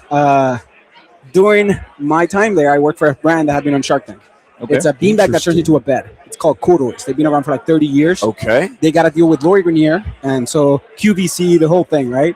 They were in Walmart, Sam's Club, Costco, the whole shebang. When I was in undergrad, I did sales and marketing for them. I loved it. Graduated, went into working consulting, and I was like, I want to go in business for myself. What am I good at? And I said sales, and then I said, who have I helped in the past that I can help again? And then the light bulb play video was like Shark Tank brands. Exactly. And so since then, we've been able to work for about 12 different Shark Tank brands. And That's like I said, incredible, Ricardo. our dangerous edge is really that. Like, so in corporate consulting, I was really good at sales. That's what I was doing. And so I said, how do I take this into content? The whole approach that I have in my head is always like, media, it's sales is one-to-one. Yeah. Media is really just one-to-many, right? And so how do I get myself to clone myself into a video that I can show to many people at scale, right? And so that's kind of what we started doing with the brands. And so Ricardo, tell us, what's your firm called? Yeah. What's the name of your firm? It's called I'm Onto Media. I'm Onto Media. Yeah. People don't really care about that anyways. I think people want to know the value, so I'd rather just give you all the value that I can. Of course. But I think this angle of working with Shark Tank brands specifically is unique inside of our space. No one has done it. I think you're the only one that I know who is specifically working with Shark Tank brands after they get on the show. Yeah. Is that correct? Correct. Yeah. Deal or no deal, we'll work with them. Yeah. And what you're doing is you're helping them. Hey, now that you have left the show, your path here forward, we're going to help you create. We're going to help you develop creative that you can scale with. That's right. Is that the case? And so, like, I mean, I'm sure you guys have known the stats, but like, Meta continues to say this: creative is more than half of the equation, right? So if you can nail creative, the right way, like, it can work. I mean, we saw it earlier today, there was a quote that says, your creative could be, you get a 50% discount if your creative is actually high quality, right? So, but how do we go about that? And I took everything that I know about consulting, about sales, about engineering, and I said, how do I do this at scale for content? And so we specifically focus on paid content, right? And so when I got started, it was through TikTok. And so it was a hot thing back in like 2020. And I said, all right, I'm going to do TikTok shop and the whole thing. But then, after a year in, I was able to implement all the systems necessary to do quantity of content, because the thing is a machine that just it feeds out of content, right? So I got that part figured out, but then I said, where's the money really following? And I just look at the charts. I went to Northam and Triple Whale and everything, and 80% of the spend continues to go to Meta. And so I said, that's where I'm going to take the creative assets that we're producing and then take them there. Yeah. And so since then, we've been able to have like creatives that one single creative. I think we have a hero one. Are you guys fans of the Masters golf? Of course. Who isn't? Ricardo? I was at I came out on the Masters TV show, like one of our spots air on it, also on the US Open too. So incredible, man. Yeah. And it's crazy because the flow that we continue to see was, how do you take something on Meta, scale the heck out of it? From Meta, you take it to YouTube. From YouTube, you take it to TV. That's the playbook that we've seen, and we're doing it with multiple brands, and it works really well. So, okay. Are you able to say what brand you were working with that aired? It's okay if not. Not gonna say a brand. It's just they're for sure. If you do the math, you could probably calculate. But you can kind of figure it out. They're within the top 10 most successful brands in Shark Tank after Shark Tank. Incredible, man. Could you back into some of these creative principles that you're talking about? For sure. Because you probably have a framework or an SOP baked out for how you're doing this. Yeah. We'd love to hear it. So I mean, I'm thinking back to it, like, I still remember feeling ashamed of it when friends of mine, like especially people that I used to work with, or even people that I went to school with. Yeah. When you're at the beginning of things, when you're trying to figure out how to make it work, it sucks. And the reality is, people are gonna judge you, and people go like, "Oh, who the heck is that? Like, are you doing this now? You're quitting your consulting job to do this?" Yeah. And it wasn't until I started seeing proof of the concept and started seeing the metrics, like, holy cow! Like, we're actually driving. This video is driving this much revenue for the business. Like, that the whole thing unlocked for me. The biggest principle that I can tell you is, I remember there's an article, Accenture actually has a thing, they release it every year. It's called Accenture Forge, which, Accenture is the 4th biggest company in the world by employee size. So they have a lot of fucking data, right? Like, they have a lot of data. A lot of data. And believe it or not, like, a bunch of companies, like, they use them. Accenture is the biggest marketing agency in the world, actually. Yeah. If you look that up, you'll see it. They bought Drogify, which is also an amazing creative agency out of New York.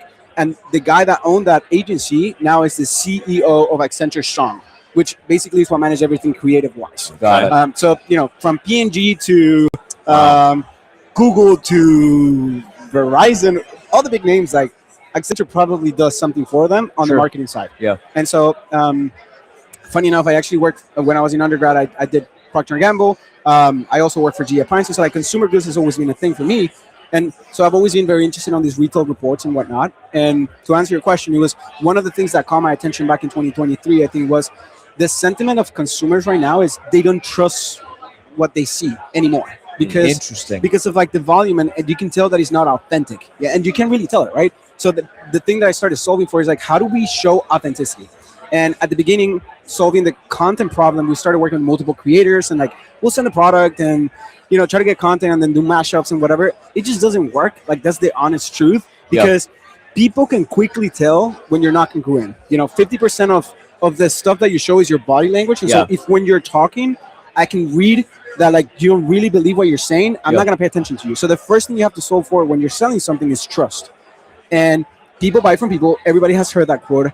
And so I started digging deeper, and it wasn't until I myself started making content that we started getting like the major unlocks. Oh, I believe and so it. We started buying I actually go, before we get a new client, like I go through the process of buying the product. I use it for a period of time to get myself to believe in it. If I cannot believe in it, I don't take them as a client. I really don't, because I know it's gonna churn. That's like such a good rule. And then once I believe in them, I go like, okay, all I'm really doing here moving forward is sharing this incentive, like sharing this with other people, so that they can like also add value to their own life, because I believe in this so much, right? And so that's kind of the approach we've taken. And so people also start seeing faces, and they get familiar with faces. And so you've seen Dr. Squash, for example. I don't know if you guys know this, but the two guys, Raindrop was the agency that the majority of the creative. And it was two comedians, and they were in the face of every single ad. Yeah. And those two guys became like an essential part of the business. And I mean, we see it on TV too. Like, I don't know, like Progressive, you see the same face. And so like, how do you do that at scale with brands? And so if you have a brand and you have a product that's actually valuable, I'm not talking about like a drop shipping that no one wants to put their face attached to it. Sure. I'm talking about a product that's actually good and adding value. I think that's the most powerful thing. And so you see it with authenticity. That's really what it is. And so like figure out ways to show content that people can feel trust immediately, because we all know that if I cannot trust you, I'm never going to buy from you. So that's the first thing to unlock. Let me ask this, Ricardo. I think something that you hit on, you talked about finding creative that works on Meta, transitioning that to YouTube, bringing that to CTV. That is that's unique, and those are different platforms. For sure. Talk to us about finding a winner on Meta, and then how you transform that to work on YouTube, and then to connected TV. Because I would imagine you can't just, this one works here, copy paste. This one works here, copy paste. I would imagine. Sometimes we have assumptions of what's going to work and what's not going to work, and we might not be willing to test things because of that. So let me tell you the story of how we did it with this one particular brand, right? So we make a creative. It was the format of the creative was like a UGC vibe, like a testimonial, right? Like, hey, this is me as a person. This is kind of like what I do day to day. This is how this product is adding, value to my life, and why I recommend it to others. And so first, it's like an emotional thing. It's like, this product is gonna save you time, or it's gonna make you look more elevated, right? Like, I think there's a quote from Wynn, the guy that owns like all the hotels in Vegas, is the most profitable business is the business where you make other people significant. So if people pay unproportional amount of money when you make them significant, right? And that's why hospitality, you go to New York or you go to London, and you'll find hotels that charge $30,000 a night, right? And it's because they make the person that's actually staying there extremely significant. But anyways, trying it back to the flow of Meta, YouTube, TV. Yeah. So that was the kind of like the template of the creative. So it was a single face talking to it, very authentic. That ran for like almost a year. And so it spent, about $500,000 in spend on that singular creative. Amazing. So then we said, okay, cool. How do we take this to YouTube? Because YouTube has a different type of audience, right? It's more educational. People are searching for things, and it might be, again, different audiences. And so all we really did was take it from a vertical 9x16 to a 16x9. That's it, brother? That's it. Frame by frame. And we did that with the intention of then running it on TV. So YouTube was really like, let's test it. Let's test if this theory could work. Wow. And the performance in YouTube was very, very strong as well. So we said, all right, screw it. We're going to test it on TV. And for TV, like the founder of the brand reached out and he said, Ricky, like, could you reshoot this on a 16:9 setting?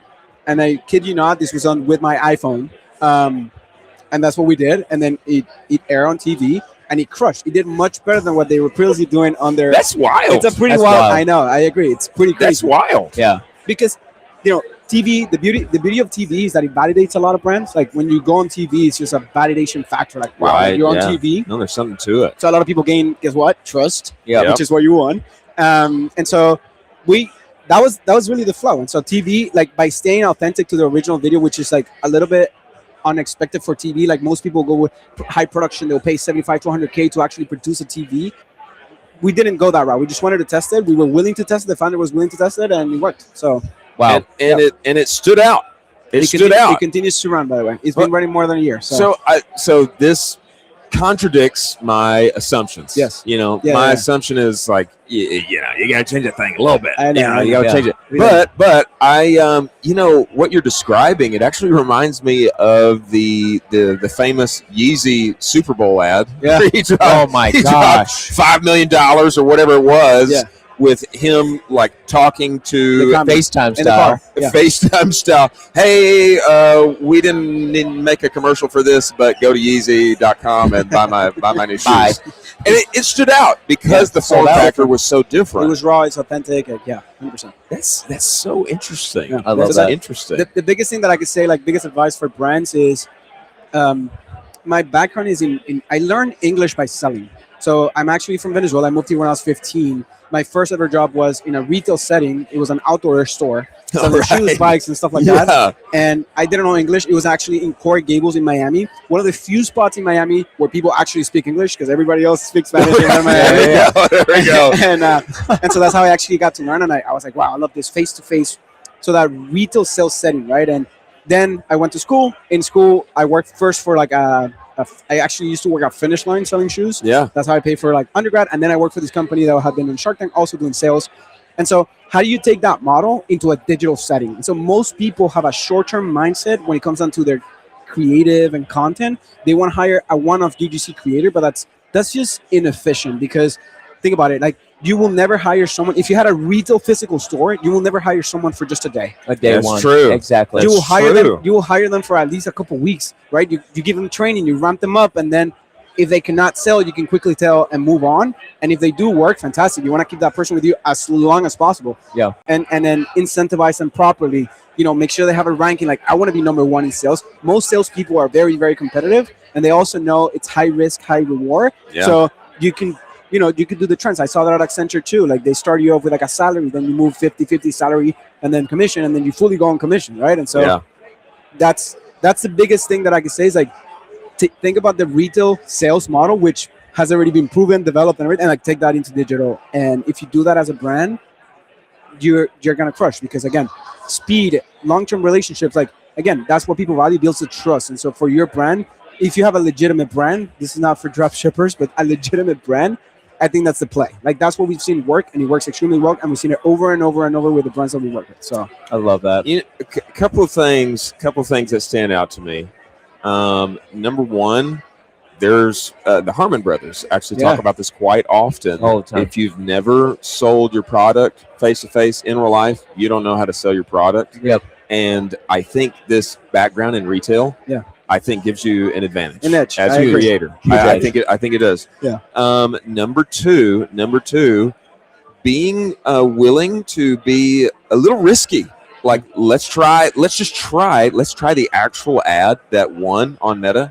Let's literally copy. Yeah. Let's make it a 16:9. Let's keep the rawness. Let's bake that in. Yep. Let's take it to YouTube. Does it win there? Let's take it to TV. I'll give I you like that riskiness. I'll give you another dopamine hit. Like if you actually work with people that are customers of yours, you don't have to worry about branding because they're actually customers of yours. And so let them speak how they will speak because they're going to attract people like the people that you want to attract. Yeah. And so like that removes all the friction, But when the whole issue about like, so many brands and fans are like, no, that's not approved. It's not on brand. Like it has to be this and that. Like the reason why you have to do that is because you probably are hiring content creators that are not actually your customers. And so, yes, you have to edit it a lot because they don't have the right voice. And so when you want to stay authentic, reverse engineer how you can get actual customers to talk about your product, and then find a few good, like the trifecta is you want people that are good in front of the camera, people that are I hate to say this, but like Super good looking. Good looking is Super important. good looking It's and from important. South Florida. Good looking is so. I mean, there's a reason why Louis Vuitton has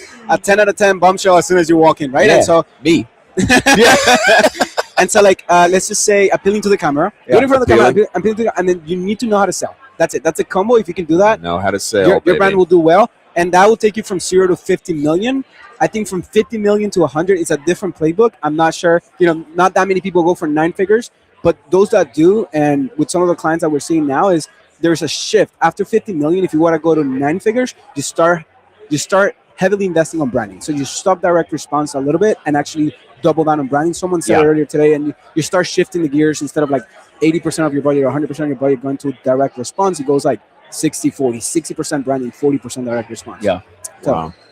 Ricardo Perez. Ricardo, I'm you're on dropping media. bars. Gentlemen. Dropping bars. Thank you so much. Brother, Appreciate I'm so that. glad that you dropped in there. Absolutely. Cool. Absolutely. That was sauce. Right on. That Sauce. was sauce that you dropped, brother. I'm glad. And yeah, I'll see you guys we, around. we look forward to having you back, man. Let's Yeah, clap yeah, him yeah. out. Ricardo, appreciate Thank you, you, guys. brother. Cool. Joining the show. Shark Tank Brands. Thank you, man. Sauce. Appreciate you, brother. Jack, Yeah. do you want to show this room again? Show I this mean, room, Jack. It's Show this room. unreal. It's Take a- unreal. Take a shot. It's Take a still full shot of the happening. room. Yeah, this is Look at this. unbelievable. It's all happening right now. And let me just say, Aaron Warshawski got him a nice jacket on. He's got, He's got him a jacket. nice right next to flannel Taylor. on. Look at these guys. Right next to Taylor, right next to Grant. Got a little flannel inside of there. Yeah, Grant's kind of backing up into the shot, but that's Yeah. okay. It's all That's right. okay. it's all right. I mean, this room is fully packed. Chris, how many people you think are in this room right now? Man, I would guess there's at least 130? You think Yeah. there's 130 upstairs right now? Easily. Another and a little more than half downstairs. Yeah. I think everybody's gone through for lunch, but the communiques do not stop. I mean, people are still rolling through fellowship, camaraderie, learnings. I hope whatever's going on behind us is okay. It's going through. It's all. It's You going know, through. the interesting thing for people who don't know here right now, this upstairs space, Yeah. excellent. Yeah. Downtown. We are right here in the middle of downtown. That's why you can hear people going by us. And we're outside. We're outside. Peak Austin weather. Okay. Now, we did have a little rain, which is why you can see the plastic vinyl Cooled us off. behind us. It cooled us off. We're so red hot right now. It feels so good up here, but we're covered. The space is covered, so we're not getting beaten by the sun. Yep. And we've got just enough breeze flowing through here. And then all the magic is happening. The magic is really happening upstairs too. But the keynotes, Yeah. the leading of workshops, etc., all going on downstairs. Yeah. I actually wonder. I wonder who's coming up to talk next. It looks like next keynote is going down in 19 minutes and 46 Unreal. seconds. I do want to say too. I mean, we just had Ben on the show, and Ben humbly said, "Hey, by the way, I'm doing 8 figures." And Humbly, he said. Humbly. I mean, he is very much a man of mystery, and he is here in this room talking and still learning from the people in this room. Yeah, he is. And he's pulling things actively from this room Definitely. to take that brand that he has And yap it to the moon, baby. and go from The Yap 8 King. figures to 9 figures, and he's going to do it. And because that's what we're talking about with the quality of the people in this room and the quality of these types of Quality. events, it's unbelievable. His quality. Yeah. High Q, high quality. We just got a text from our friend Cody Whittick, who is listening right now. Cody, we love you. Let's go. Cody, he's asking, when am I going to have my weekly segment? It's a weekly segment. Wow. You know, I just want to say I think it's a great idea, Yeah. but he just had a new baby. I don't think he has the time. well, maybe he's hungry for a little, contact with other adults. You know, Probably. I don't know. Yeah. But what I would say is, Cody, I'm totally interested. I'd love to have you on the show weekly, but I want to do it in your spa. Yeah. I want to do it IRL. Yeah. In your spa in North Carolina. Yeah. You know, steam room, whatever Yeah, it yeah. is. What do they call that thing? What do you call that thing that you The get in sauna? and you sweat? The sauna. The sauna. The sauna. I want to do it in the sauna.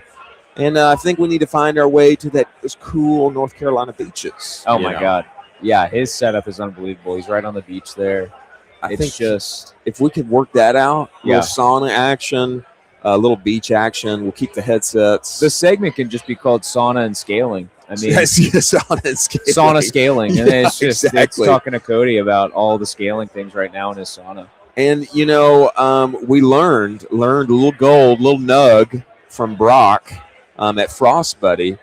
If your ads are struggling,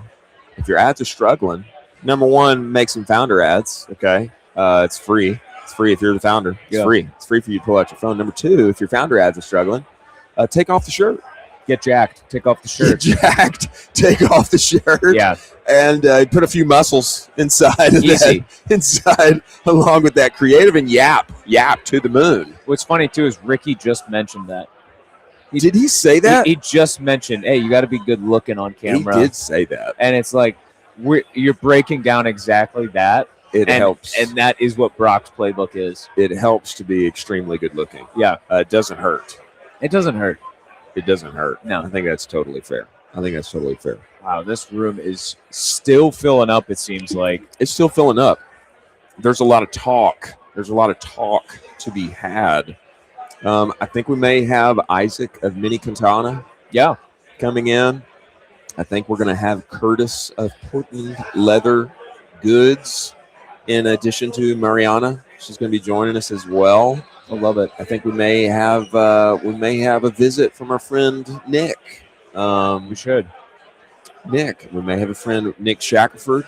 Yeah. Our friend Nick at WAP. I mean, there's a number of things that could be happening here very quickly. But before we get to those things, why don't we talk through some more news? Let's do it. I can't remember where we were when we stopped. We were talking about something. We're talking about Nike. We were talking about Nike. Let's get back to Nike because Carson Hoffman had a great take here. And he was actually why I brought this story into the show and wanted to cover this. I actually didn't even know that this was all happening until Carson made a post about this. And Here's the post. Here is the post. I think Nike is being soft AF. We'll say that. Soft AF. Oh my gosh. I think Nike is being soft AF. It's pathetic, in my opinion, saith the Carson. Oof. It is pathetic, in my opinion. Strong words. Strong words, Carson. Oh my gosh. Strong words. Founder of Madvertising. Yeah. It is pathetic, in my opinion. Pick the audience who will ride or die with you and divide the crowd. He's saying divide the crowd. Which reminds me of our boy Ben. Ben Corkery. Divide the crowd. There is no shame or bad press in getting the people you don't want to complain about you. So fair. There's no shame or bad press in getting the people you don't want to complain about you. This ad did just that. They caved because the company is in an identity crisis right now. Ads aren't supposed to be for everyone. They are supposed to be for the people who connect with you the most. Speak to your in-group. Let the out-group complain and moan. Make mad ads. Stick to your guns. Great post. You know who this reminds me of, too? I feel like Nike is going the way of Allbird, where they don't know who they are. And we know what just happened with Allbird with some not so good things with the sell-off and everything, and now they're an AI Well, they are an AI company and the stock is soaring. So maybe Nike can be an AI company in the future and start to get into data infrastructure, but that kind of happens when you don't understand who you are, which is pretty wild. We just got a text from Will Roman here. He said, holy crap. He said, holy crap. He said Austin Ball of 20 North. Sure. Who was here on the show yesterday. Yeah, of course. He rolled down to Chisos HQ. Yeah. Will Roman, founder of Chisos. Amazing boots. Best boots, I think, in the Western market. Fair. Is Chisos. Fair. Just texted me that Austin Ball just busted out 20 pull-ups at Chisos HQ. Boss Hoggy. I mean, did I not say You said he was jacked. That guy is jacked, man. He's humble about it. He's like, humble about it. He's sandbagging everybody. He is. He's like, I'm not jacked. It's it's like, dude, obviously you're jacked up right now. You're looking good. I mean, who do you know, if you want somebody to be running your ad account, or you want them to be with you in a dark alley should something bad happen, you want it to be the guy that can do 20 pull-ups at HQ. Should we get the Daily Prophet on? I would love to have the Daily Prophet on. We should get the Daily Prophet himself on. But I mean, he's kind of mid-convo right now. Whatever, he's fine. He wants to come in. He doesn't though. He's mid-convo. Come on. Absolutely. Yeah, absolutely. Get in here. Absolutely. We want you in here. Come on. Hi, I'm Chris Hall. Chris Hall. Chris Hall. Oh, you had the cowboy hat on yesterday. I did. I had the cowboy hat on. And you're Tara Austin of Ruthie Grace. Would you come in and join the show, Tara? Come on in live. Come on in here. This is Colin Doherty. Nice to meet you. Amazing to meet you. Tara, this over the top, mic there, everything ready to go. Now, Tara, if you would, we're live right now. Okay. We're live right now. Colin and I, we run a daily show, D2C's daily show. Yep. News, most interesting things happening on the internet, people operating inside of our space. We do it every day, 12 o'clock on X, on YouTube. And we're here covering everything that's happening at Commerce Roundtable. Tara, I would love if you would introduce everything that you guys do, what you're working on for the people that don't know you. Because when Taylor recommends you get on this show, that's high praise. Well, thank you. To I'm me. honored. It means a lot. Okay, well, right here. Look at this Right camera. here. My name's Tara Austin. I am the owner and founder of Ruthie Grace Boutique. We've been in business actually 15 years. Whoa! Wow. February, yeah. So Congratulations. I tell everyone my claim to fame is that I was a .edu student in 2005 from a D1 university. So I am one of the longest Facebook active users. Let's in go! the space. Yes. Hey, me too. I was in the EDU. You were. I mean, was. it ages my person. It ages me, but I'm willing to accept it in this space. I'm okay with telling everyone how old I am. We'll take that. Amazing. We'll take that. Yeah. And what university was that, Tara? It's Texas A&M. Was it Texas A&M? Yeah, so that's Is why that I was okay with you? Yeah. Well, so what Where- year? What year were you? Well, hang on. We have to have a conversation. We first do. We because gotta have a conversation here. We are in Texas. We and are. I walked into. We are. Welcome, baby. We are in Texas country, baby. That's right. But continue. Continue. Well, no, I just walked into the room into this conference. I've never been to an e-commerce conference. I run in a circuit. No, so I actually haven't even told anybody what I do. But please tell us. I said 15 years, but I own a women's retail brick and mortar location, and so awesome. Yeah, here in Texas, I'm in a small town called Montgomery. Are you in Montgomery, Texas, just outside of Houston? Yes. Oh, Amazing. yeah, right up there by Conroe. Lake Conroe. Yeah, right there by Lake Conroe. Conroe. My, that's wonderful. Yeah. So, anyways, so I walk into this conference. Obviously, I'm in my era. I'm from Texas and stuff, and you're the only one in here that has a cowboy hat. So I had to judge you for a second. Well, we'll take it. I needed to know if the cowboy hat was legitimate or The not. cowboy hat is legitimate. So I'm born and raised Texas myself. Okay. All of my family comes from Lufkin, which is just a little further East north. Texas. Just a little further north, deep in the piney woods. Yep. I grew up outside of Dallas, and I actually came to Austin, Texas, to play football for UT. Okay. 2005 to 2009. That's the year. We're the same age. I know we're the same, Tara. We are.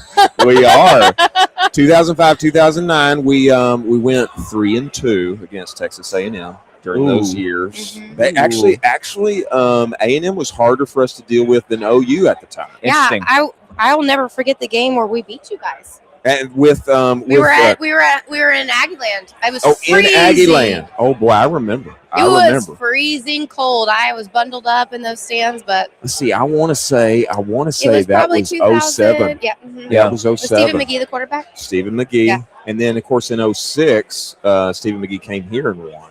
Beat us in house. I called him the Giant Killer. Great quarterback.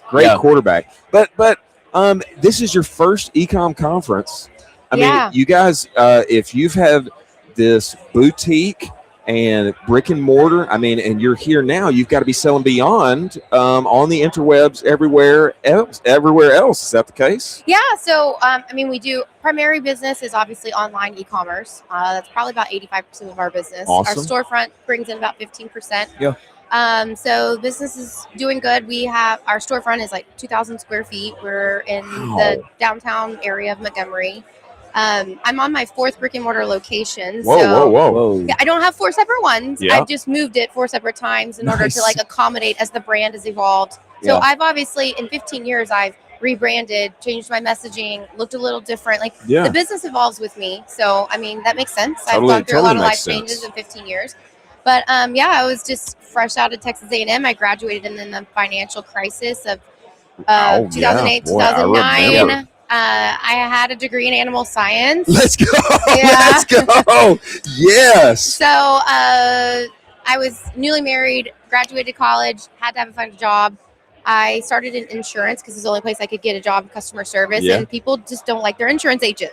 Yeah. I mean, sometimes they do, but they don't want to talk about a insurance. lot of times they because don't. all it feels like is just money coming out of the pocket, Right. right? So, anyways, working in a desk job, not happy. And at the time, I started seeing businesses were like, oh, Facebook doesn't have a business page, but we can create a fake profile for our business and then put what we do on Facebook and Yeah. it'll work. Yeah. And so I was kind of like, that's kind of a cool idea. I think I can do that. And then actually in College Station, there were these girls that had opened a boutique, and their concept was like, typically boutiques at that time, people were expecting them to be higher price points, Yeah. like older women, clientele. And they were like, no, we're going to break the mold. Everything 50 and under, we're going to sell to college students. We're going to work on fast turn. Love And it. I was watching it and I was like, this is really cool and I can do this. So Yes, I can do this. I love that. I Yeah. love that attitude. So I was telling Taylor earlier, we were talking about my story, and I basically was like, yeah. So I went to the bank, asked if my dad could put his cattle up for a collateral for my line of credit. Whoa.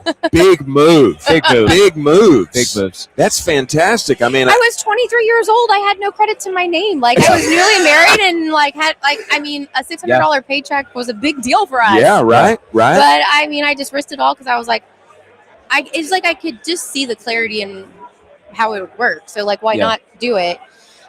So that's kind of where we got started. 900 square feet. Started brick and mortar 4 years only until e-commerce. Once we launched into e-commerce, it took us a while to start ads, which is my biggest regret in business. So anytime I talk to people about, you know, because there's still, it just blows my mind that so many brand business owners want to start and they don't necessarily want to start with paid media. Oh boy. Like they just want to start with boy. organic social media. And it's like hurts. that. Yeah. I mean, if you're out there like getting in front of people or you have like a face-to-face my. option, then like, okay, that can build a little Yeah. traction. But the speed and rate of scale, which you could do by building in the ad account. And I say, like, here's the deal. It's the cheapest it's ever going to be today. Yes. Very true. Very true. Everyone should know that it is the cheapest it's ever going to be today. Very it's only true. going to get more expensive. Yes. Exactly, Tara. Yeah. Yes. So it's the cheapest it's ever going to be today. So if you don't start today, it's just going to cost you more money down the road.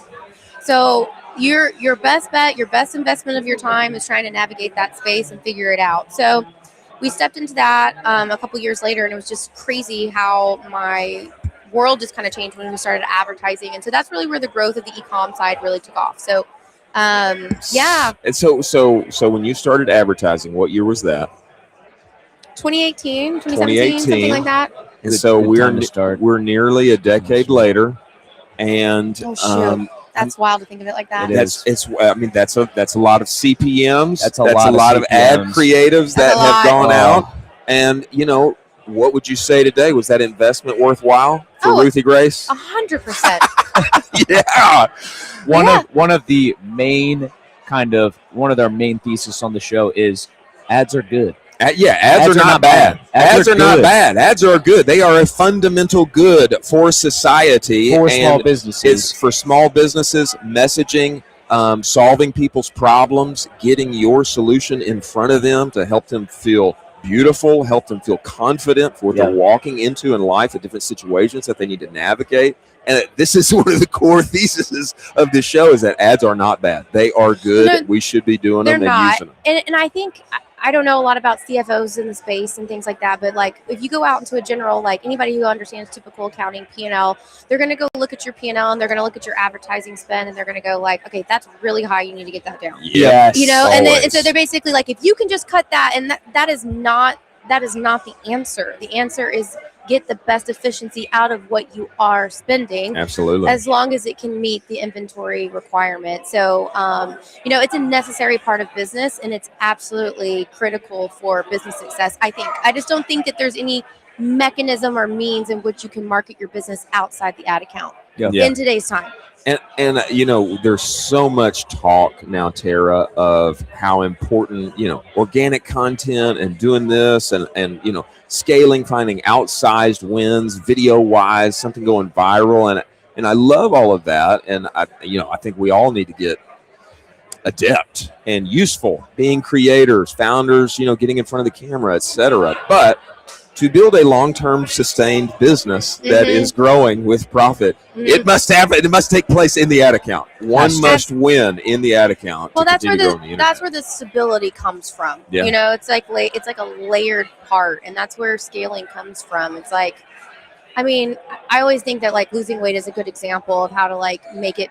The perspective is like, sure, you can go do a water fast for 5 days and you're going to lose a lot of weight, but like, you know, the second that fast is gone, you start eating again. Like it's all going to come back. That's right. Your problems that you had before are going to come back after. So if you're not solving the real problem, then you're not figuring out what it takes to grow the business. And the thing that I think that's, especially with social media and the number of inputs that we can have in our brain a day, we have data coming in our face. We have other brands that we're comparing ourselves to. Like you can get really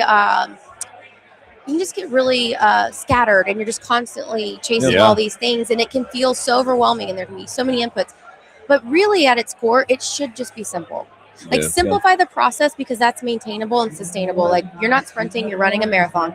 Yeah. So like find your pace. Right. That's such good advice. Find your pace. That's such good advice to business owners because they always are looking at the new shiny thing and they think, oh, I have FOMO now. I wish we could be doing that. And you just want to constantly be reminding people that you're in this for the long haul. You are. You're in this for the 5, the 10-year, the 15-year thing. And you don't want to just get distracted with the shiny things that may seem fun today. Correct. Yeah. And you just don't want those short-sighted wins because that emotional roller coaster that you can go on and the highs and lows can just really wear down on you. And you can get to a point where, and I've been there where I'm like, thank you. Where I was like, I want to give up or, you know, but that's not, I can't do that. I got a family to support. And I got employees I got to take care of. So. But Tara, tell us now, you're in year 15. When it comes to Ruthie Grace, like what do people love most? What products are at the forefront? What's everybody excited about? What can the internet not keep up with because they just keeping them out of stock? What's hot now and today for what you guys are doing and selling? Well, it's a great question, and it's an interesting conversation, and one that I've talked about at length. Actually, Taylor and I were talking about it because the thing about Ruthie Grace is we run a ton of products. So we do around 400 products a month. Wow! So, wow! My product offering is very wide. So we go wide product offering, shallow depth of inventory, but of course we're running it across variants, so small, medium, large. Sure. I'm the sole buyer for the company. Really? Yeah. Amazing! Wow! Amazing! Thank It's you. an undertaking. That is like you are in it in the weeds still today, curating that thing and making sure that what you have there available it's with your eye, it's with your blessing, etc. That's excellent. I mean, it touches it like every product that comes through the pipeline has somehow at some point touched me in some part of the process. That's excellent. For the most, I mean, like I could try to maybe think of a couple that didn't, but like honestly, I've tried to hand it off before, and it's not that the people that managed it did not do a good job of buying it. It's because the process of buying and bringing in the inventory is so closely connected to the financial profile of the business that I just have to be locked in step. Yeah. And if I don't, it requires too many steps of friction to be able to transfer information to them to make the decisions that I know they can. Yeah. So it was just kind of like I tried it for a while. It didn't work. It slowed things down. It made it actually harder. So I took it back and, long-term goal I would love to be able to have. So I don't have control over my production line. So I'm a retailer that buys wholesale for products from vendors. So so I'm not designing anything. So Right. it's really just kind of sourcing the inventory, understanding product categories that sell well, historical bestsellers and things like that. So I wouldn't say at this given point in time that Ruthie Grace really has anything specific that like where we're uniquely known for outside of the fact that we have a lot of different product offerings. We do product drops every Thursday. Oh, really? Yeah. Wow. So people are expecting that. So it's like it's the freshness, the newness, staying on top of trends, really being in tune with our buyers, our customers, and what they're looking for. But we're not, we're not pushing trends to the limit, but we are trying to be like early adapters to any kind of trends. I was going to say you. I'm sure you're locked in on what's now and next, and you're following, and then you're buying. Let's get this here, and I mean that's got to be a big piece of the entire success. I mean, it is. It's like I've tried to ask myself, is this a science or an art? You know what I mean? Like, is there data around it, or is it just an innate ability? And it's both. It's got to be It's I would both. say both. Yeah. Yeah. So I mean, nobody can replace the 15 years of data that I have in my head. Yeah. Sure. You know what I mean? Absolutely. And replicate that because I've just been doing it for so long. Right. So it's like, how do I create a double of me? Yeah. How do Hey, you do cloning. that? Yeah. Just cloning. We'll figure it out soon. Yeah. I'm sure the AI will figure it out. Yeah, We'll be the fine. AI will just upload your consciousness. Yeah, to we'll the be good. AI Yeah. and duplicate your mind. So I mean, it's been great and it's good, and I would love to be able to offload some of that responsibility again, because that is the most cumbersome thing that anchors me to the business right now. Yeah. Is like having Yeah. to make those decisions all the time. So, Wow, well, Tara, I am like so glad to have discovered you. Oh well, thank you. This is well, number one. I mean, it seems like we come, kind of from the same bloodline, same cloth, same neck of the woods. But having started this out of college, your dad helping you get that loan. I've got 4 girls. If they ask something like that of me, I'd say, "Of course, baby, let's make this happen."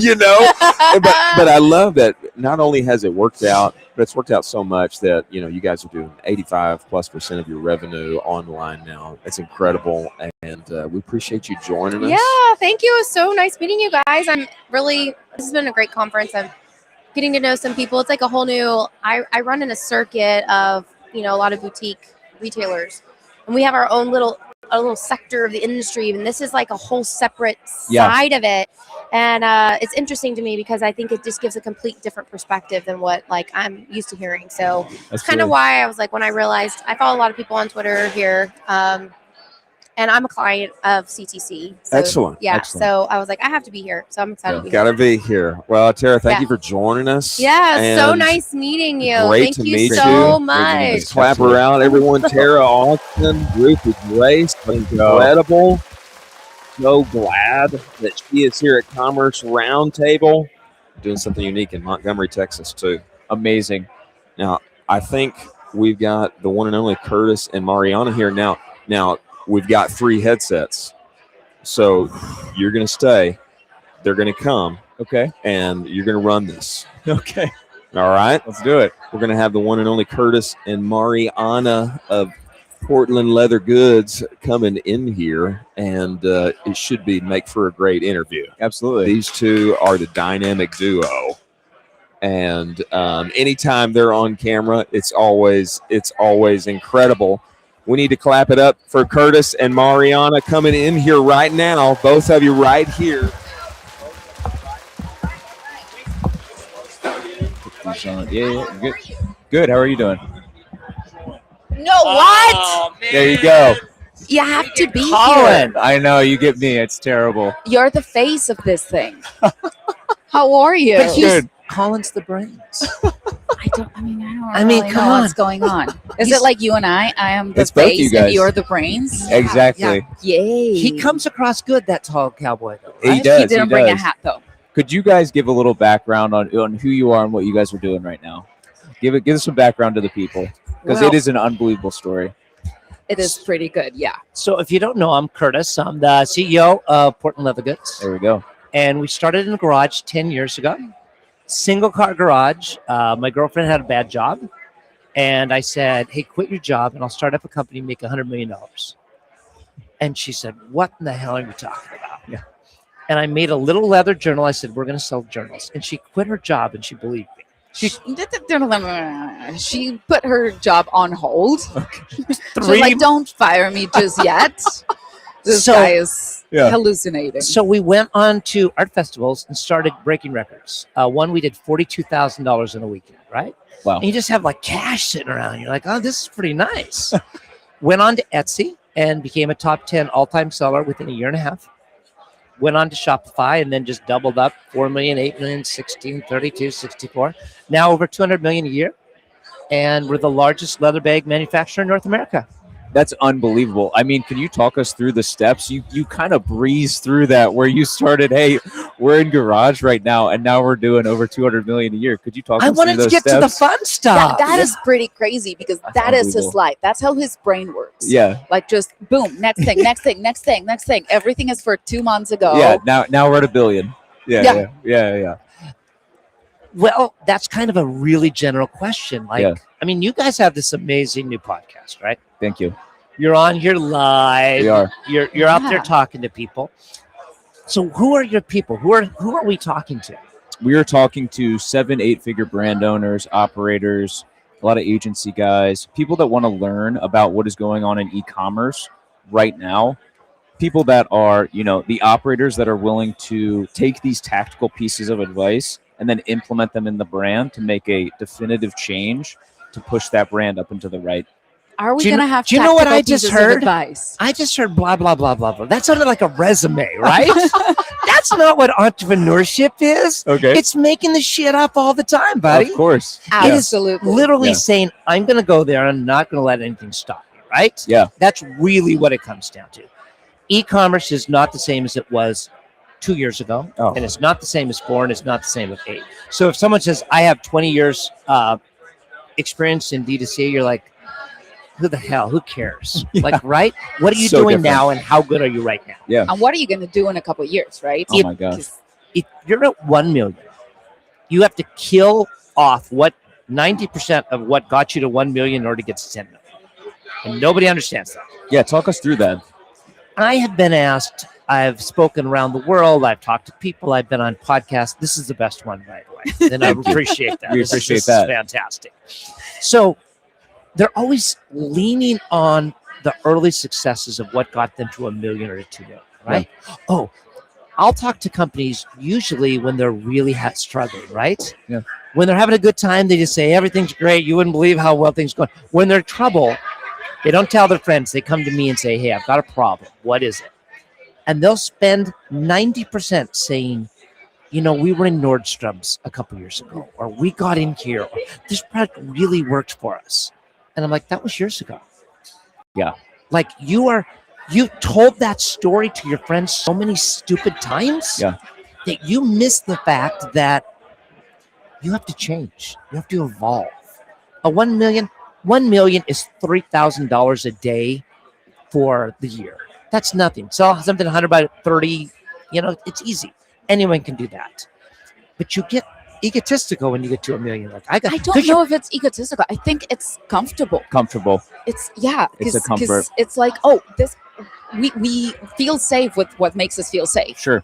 right? And your friends tell you you're awesome. Yeah.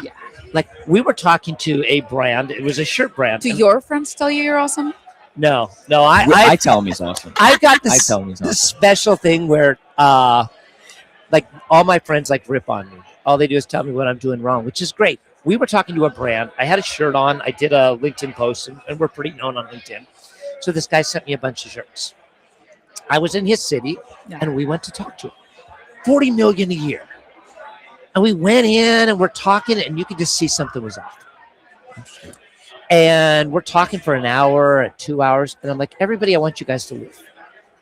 And I looked at him, I said, are you okay? He said, I'm great, man. I'm great. I'm like, dude, are you okay?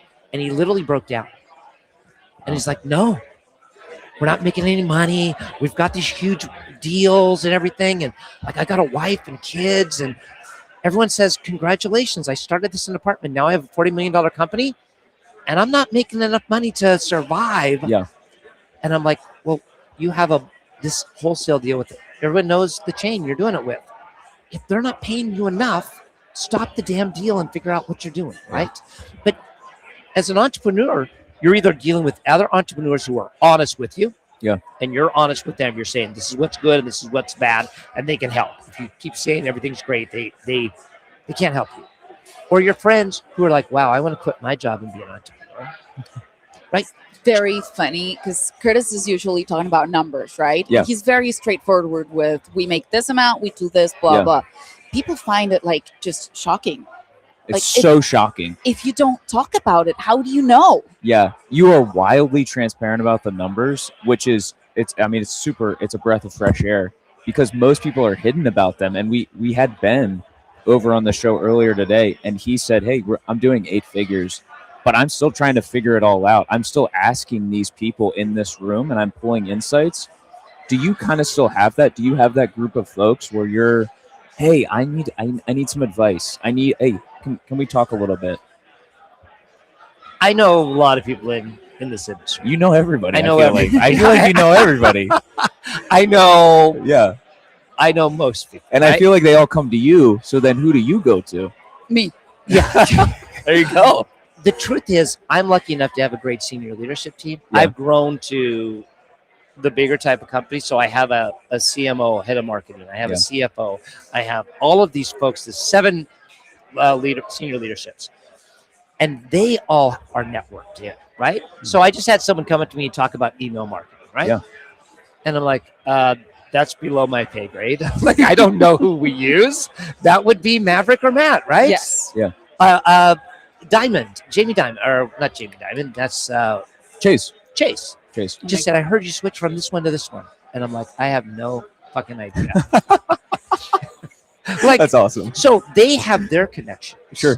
So they're connecting out. I'm connecting, and I'm putting this through.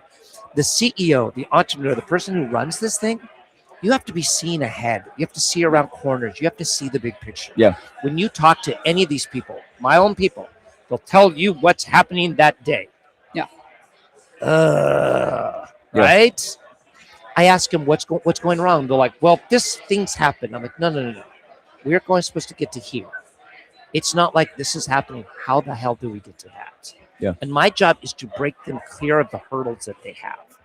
In the businesses that you're talking to, this great new podcast, is you're saying, you got an idea, you got a product, you're doing 100,000, you're trying to figure out how to quit your job, or you're trying to figure out how to get it to 10 million, or 20, or to 50, okay? You have to kill off your assumptions. You're looking around, and everyone you talk to is making the same amount of money. They're all at $1 million. They don't know what the hell they're doing. Yeah. I'm just going to tell you right now. I love them. I respect them. I was there, and I look back at the decisions, and I'm like, shit, I acted like a kingpin, and I had no idea what I was doing, man. Yeah. I was just like, oh, I know what we're doing. We're going to handcraft everything in Portland, Oregon. Yeah. Like, are you kidding me? We now have 1,200 employees in León, Guanajuato, Mexico. Okay. They are experts for 80 years on how to stitch leather. Yeah. We were hiring Reed College graduates whose grandma had a sewing machine, who thought it would be cool to like make a bag. We're like, come on in. And they'd sew one bag and they're like, done. I'm like, congratulations. They're like, okay, I need to take a week off. Please tell them about the turning of the bag. That is a great one. Let's hear it. Are you interested yet? You have to do all of this stuff. I'm always on. I'm Okay. ready. I love this stuff. Yeah, that's what you told me earlier. He can turn it on like that, right? Beautiful. Us, we just run at this temperature. It's true. We use really heavy leather. So we have no lining in most of our bags because Nice. the leather's thicker. But you sew the bag inside out. So you have to turn this heavy leather inside out. So we have these buff guys, and they're like, oh, I'm getting wrist problems, and I have to do 2 bags and I have to wait an hour and then I'll turn a couple more bags inside out. And I'm like, this is a problem. Yeah. We have 50 people in Portland and we can't turn our bags inside out. I went to Mexico and I went into an operation and they started making a few bags for us. I said, who turns the bag inside out? Mm-hmm. Swear to God, it's a 55-year-old woman who weighs about 100 pounds. Technique, right? And I said, would you show? I said, how do you do that? And she literally went like this. And then she had taken a broom and hooked it onto a bench, like the broom handle sticking up, And she walked up and she went, pop, pop, pop. And the whole thing just turned inside out. And I'm These like, people have been doing this son of a forever. bitch. Yeah. We got held up. This is the metaphor in business. Yeah. You get stuck because this is how you do it or how you're supposed to or something. The goal as an entrepreneur is to beat everyone else. Yeah. Okay. Now, I've sat down with my competition. I've told them everything I do. I've told them my number. I told them my techniques. And then I'll still look at them and say, I'm still going to kick your ass. Right? And try to beat me. That's going to make us better. Yeah. But so far, we've been lucky enough or good enough or consistent enough to just blow past people and do really, really well. No, and I remember when I started working for Curtis, Yeah. and he would tell everyone like everything, and I'm like, don't you need to like keep a secret or two there? Yeah. And he was like, I'm gonna tell them everything. By Yeah. the time they start implementing that, I'm doing three other things ahead, right? Wow. Like, yeah. I mean, you come to this theme of, what got you here is not going to get you to there. And you've talked a little bit about this in this conversation where your job is to see around the corners. Yeah. What are you seeing around the corners right now in 2026? Well, shit. The guy told us yesterday. Okay, that's the third time I've sworn on live this. It's totally Can we fine. do that? Yeah, you're totally fine. You We're can in do whatever you want. Austin. We're not in Fort Worth, Yeah, right? you're all good. Do whatever you want. Yay. See, English is not my first language, so Yeah. I don't know if I'm swearing terribly or not. You're swearing great. Awesome. Let's go. So the second presentation yesterday was the guy who owns Frostbite. Right? Brock. Okay. Yeah. So Brock and I went to dinner last Yeah. night, and I bought him dinner, and he sat down next to me, and we talked. Okay, he's been doing TikTok for a couple years, and you can stand a group of 100 people and say TikTok's the freaking answer. And you want to know what they're going to say? What about the average order value? I've heard that people won't spend too much. What about this? What about the returns on that? I heard. Let me tell you all the crap and reasons why you can't do that. Right? Yeah. I know that because my CMO said the same damn thing last year. Yes. I said, let's go on to TikTok. 1 month ago, we went on to TikTok. In 11 days, we did $1.1 million. Yes. At the same time, our average daily went up $100,000 on our Shopify. How? And you're Halo. like, son of a bitch. Yeah. And people say, how you do it? And you're like, watch Brock's presentation. Yeah. Exactly what he said is the exact same thing that we're doing. We sat there and I'm like, hey, I'm next to Brock. He's an expert at this, right? I sat next to him and said, here's what we're doing. What should we do? And he said, exactly that. Wow. Just do It's that. like you know something. It's crazy. No, I mean, it's more simple than people think. I Yeah. don't put up hurdles. I don't say, Yeah. yes, but what about this? And what about this? What if it doesn't work? It will work. Some people are doing it. We've got a great product. We've got a great brand. If we do it, it's going to work. Yeah. No, it might not work in the first day or the first week. Is that going to piss me off? Yes, absolutely. I will be Furious. inwardly raging. Inwardly Outwardly, mad. Yeah. Mhm. You'll hear about it. Yeah. Yeah. It's fine. But we're going to kick ass. I raised our projections by 40 million because of what we did in the first 11 days on TikTok, just this year. That's unbelievable. I mean, that is You an like to unreal say number. unbelievable, but But it is. That's a. I mean, It's just using the right word. just to say $40 million and just to casually throw that out there. I mean, a lot of people in this room, $40 million would completely change the trajectory of their business. I mean, that is an unbelievable shift. well, it changes us too. Exactly. It just adds on to what we're already doing. Yeah. Because what they don't, here's the big thing. All of that creative, that flywheel, which is also in the presentation today. How do you create the flywheel? It's in order to go from, there was a presentation, how to go from $2,000 spent to $150,000 a day spent. Okay? You have to have a flywheel of new creative. Where do you get that creative? TikTok. Yeah. There it is. Shove it in there. It's already proven through the algorithm. It's going to build your business. Now, if it works, everyone's all going to suddenly find out if their business is built holistically. Where are your margins? Where's your profit? Where's You your love inventory? saying that. Holistically? It's holistically. Maybe. Right? it- You can oh. see the smile on his face I mean- when he said it. Holistically. That's because I'm in Austin. Everyone eats so well. Yeah. And I just want to feel more mindful. to start your day with a and smoothie. You natural. feel great.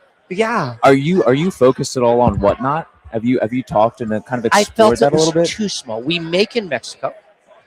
And then we ship to a 3PL in Dallas, okay? And we ship out a lot every day. Yeah. Like, you know, we're pretty big. If we did that, it would be one-off products, or we'd ship. I just didn't see the upside. What I see the upside in is figuring out how to do lives on TikTok. Yep. And then 20xing that. Yeah. Where you have 20 different people inside of a building that I own, where I'm actually making sure our people are directing it, and we're able to go 24 hours a day. Are you going to do the presentation you gave me that this is a numbers game? But then, ooh. So I will say we had a dinner last night, and I would say 3 years ago. Did you get invited to that dinner? Yeah, I had to You tell were him too no because declined. we had We something weren't cool else. enough. It's fine. 3 years ago, we had Paul at BK Beauty talk about TikTok Shop, and he was dropping it on the dinner. Everybody at that dinner basically said exactly what you said. That was his responses to the dinner 3 years ago. Then we had John Roman last night, BattleBox. He talked about Whatnot. It's his second channel right now. It's a massive business for context for anyone listening. It's a huge, huge business. It's his second channel. And everybody was talking exactly like you're saying, where they're like, well, what's your AOV? Blah, blah, blah. And Chris and I have seen this time and time again, where people are just kind of missing the boat on this, and they don't quite get it yet. He's trying to sell us I'm on really it. trying to sell you he's on it. trying to tell me and tell these nice folks that are watching you, who are relying on you for the success of their business, by the way. I know. That Pressure. we like Pressure. to, as entrepreneurs, you have to have the freaking confidence to do it. Yep. And you have to go forward. And that confidence can sometimes be your problem because you don't listen to all the things around you. So you're the smart one. Let me tell you why Whatnot's not going to work, right? Exactly. Let me tell you why that shit's not going to work. Yeah. And you're just like, okay, but what if you change that and say, get out of here? It works for some people. I can beat most people at most things. So why don't I just win this game too? And that's what being an entrepreneur is. Yeah. Entrepreneur is sports. I grew up as the youngest of 4 boys in Montana, okay? My brothers were all bigger, stronger, and stupider than I was. And I had to win at all costs. Yeah. In business, I'm a very generous and nice guy. Yeah. That's true. But I really like to win. Of course. And then I like to be the good winner. Hey, good job, right? I don't want to lose. Of course. And then be the good loser. I don't want to do that. That will eat me up until I actually win. Yeah. And you have a gift, like this Whatnot thing. It's like, okay, what are you seeing or what are you not seeing in it that could actually be the next huge thing? Like, how do you spot that? We went to China to talk to some people. And a lot of the Chinese factories, when the tariffs initially hit a year ago, they started setting up studios in their factories to do live selling in Asia. Exactly. And my people walked in just studio after studio after studio. And we're like, so how much are you making on these little studios? About 40 million a year. Yeah. You're like, well, shit. Yeah. I wouldn't mind a channel making 10 million a year. 40 million right? a year is suddenly a lot of money to him now. You know what I mean? Because it's a new channel. It's incremental income. It's never about the money. It's about the game and how you play it, right? Of course. Yeah, of that's, course. That's the interesting Yeah, thing. he loves the We were game. just at this event, and there was this person talking to me, and I'm like, yeah, I never think of Curtis as a rich person. Yeah. Like, ever. He's just Curtis. Yeah. And he's like, what? He's talking over there about $4 million houses. What are you talking 10 about? million. 10 million. He just drops these numbers. Yeah, I don't even know because Yeah. it's like, no, it's not Yeah. about the money. It's never about the money. If I could teach people that a number is a number, right? Yeah. And it doesn't matter. Oh, and I'm here. I'm at 10 million. I'm at 100 million. All of a sudden, I'm in rooms with people who are making $3 billion. You're like, oh shit, Yeah. a couple $100 million is nothing, right? Yeah. So it really is a numbers game, right?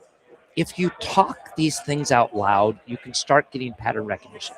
The number one thing two things. If I want to teach somebody how to be successful on here, I tell them to do two things.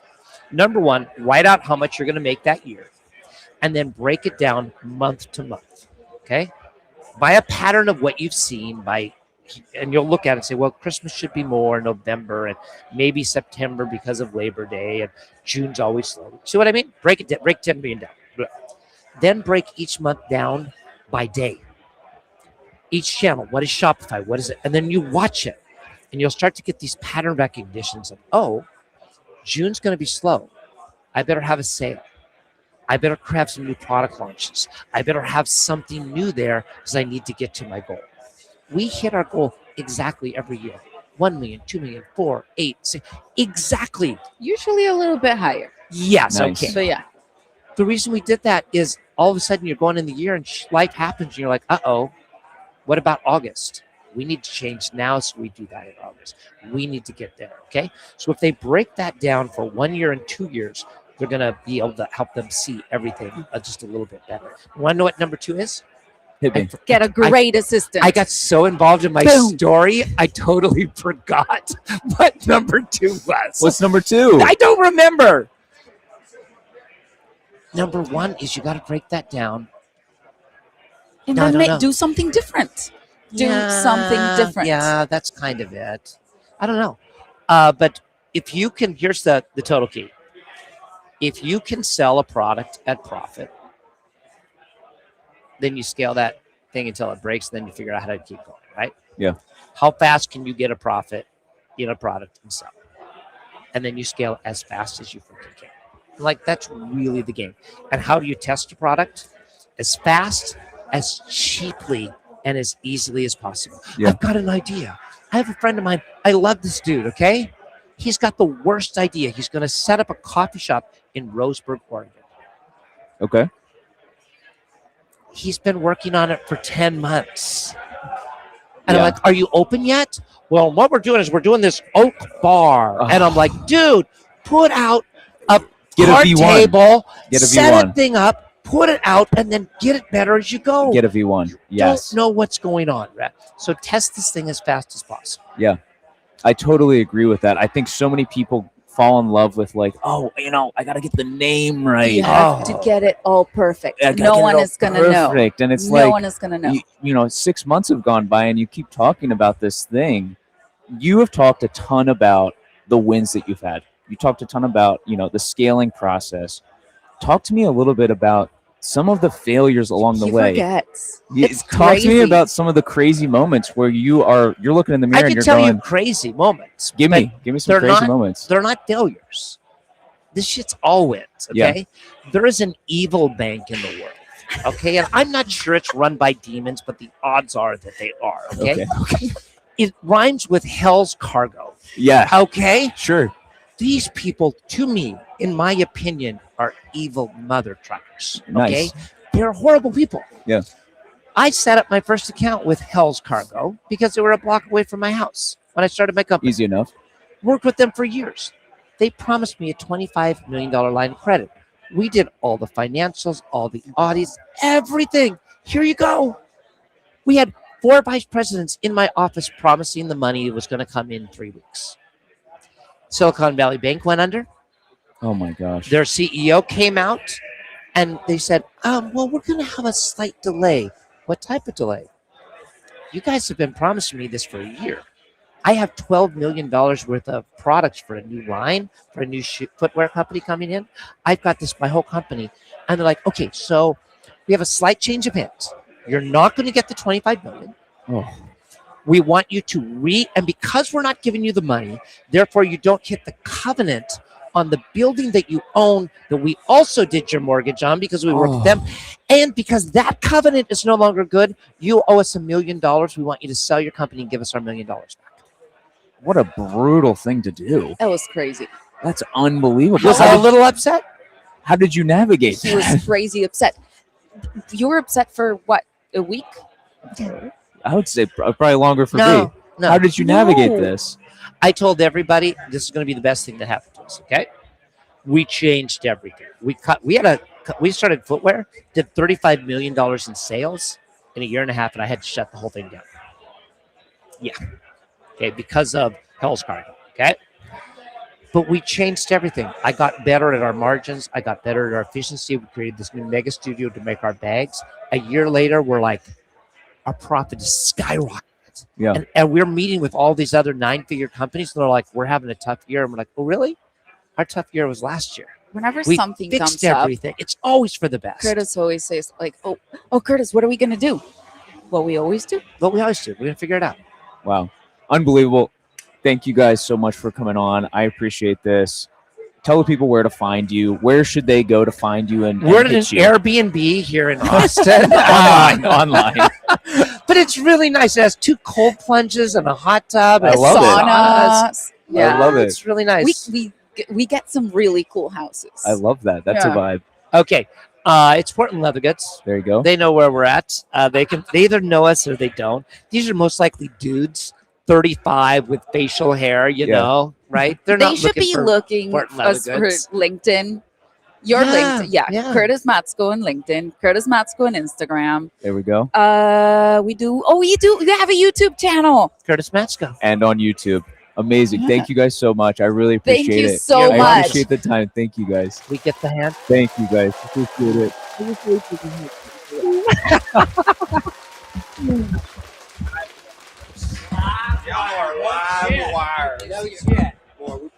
Thank you. Thank you.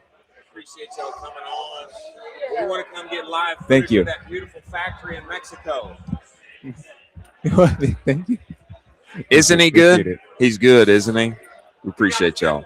Thank you. Wow. Unbelievable. Unbelievable. Yeah. I mean, that is a true 101. It's interesting One of because we One were of talking a little bit about a lot of the founders in this room are 7, 8 figures. Yeah. Curtis is not that. No, he's not. He's a 9-figure trying to become a 10-figure brand. That's what he's doing. And where does he go? Yeah. That's a Yeah. real question. It's a real question. Where he has to now talk to billion-dollar companies to Yeah. say, hey, I'm doing $200-300 million, and they're like, yeah, man, I did 1.4 Bs last year, and he's like, oh, I'm small again. Wow. And that's an interesting dynamic, it's right? a totally different thing now, and so he is constantly relearning and readjusting the whole business. You know, my question is, I feel like we need to go down to Mexico and see. I feel like we need to go to Mexico. I would love to. and see this factory. I would love to. Because every video I see from Curtis is, you got that beautiful factory. Everybody's working at it, getting behind it, all the things. Yeah. I feel like we need to find our way down there. Yeah. And, show the good people live and in living color. Live stream from the factory. Live stream from the factory. Custom Ecom Cowboy leather. I love it. Wouldn't that be incredible? That'd be I amazing. think that we need to do this. Do you think Curtis would be open to that? Yes. He's down. I think that he might be down. He'd love it. I tried to sell him hard on Whatnot. And Well, what did he say? Well, he's scaling with TikTok very aggressively. They're Right. probably going to add 40 million projected just from TikTok this year. My. And he started this year. My. And I told him, hey, Crazy. let's talk about Whatnot. Are you thinking about it? And he was like, we got to think about it. Think about it. This is something we have to talk about. And so he's always on it. He's always testing his assumptions for how he should run this business. I heard you try and ask the question. Tell us. You got all these W's. Tell us about some of your L's. He's like, there are no L's. Well, there really was a big one that he There's talked some about. crazy experiences. And I mean, just a wild story with capital funding and dealing with projections of the tune of $25 million. Yeah, my goodness. Is not a fun day to have of, hey, we're not going to get $25 million that we were projecting and baking into for weeks to come. Absolutely. It's a nightmare. But he pushed through, and he said, hey, we're better because of it now. Yeah, that's amazing. Yeah. That's amazing. Well, now coming into the show is Chris of Seguno. Chris of Seguno coming into the show right now and going to talk with us about all the things happening with Canva. Let's do it. A lot of things happening with Canva as of late. Chris, come on in here.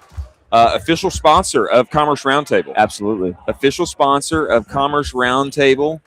Chris, Geis, CEO of Seguno. Here he is. Chris, give us your perspective, man, as a sponsor of everything that's happening at the event. Man, what do you think of Commerce Roundtable? How has it been? Dinners, all of the things. Are you happy that you're here? Are you happy that Seguno is being represented? Man, what do you think of Commerce Roundtable so far? I think this is a fantastic conference. us. Yeah. Let's go. And- Let's go. Agree. Totally agree. Hard agree. And yeah, just really pleased to be a part of it and to be here with you guys and Jimmy and the team. And it's a really good show that they put on. And been to a bunch of events in the space, right? And I think the community here, the more intimate setting, the more focus on brands and education that's here, I think is really special. That's awesome, man. That's awesome.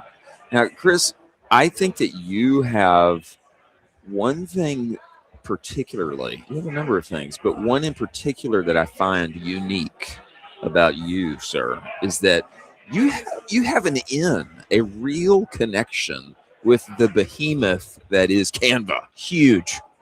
I mean, Canva is a giant. A giant. And an incredible software, too. as well. Incredible software. The best. The Yeah. best. Yeah. I mean, it's fantastic. It's fantastic. And tell us about what's happening with Canva.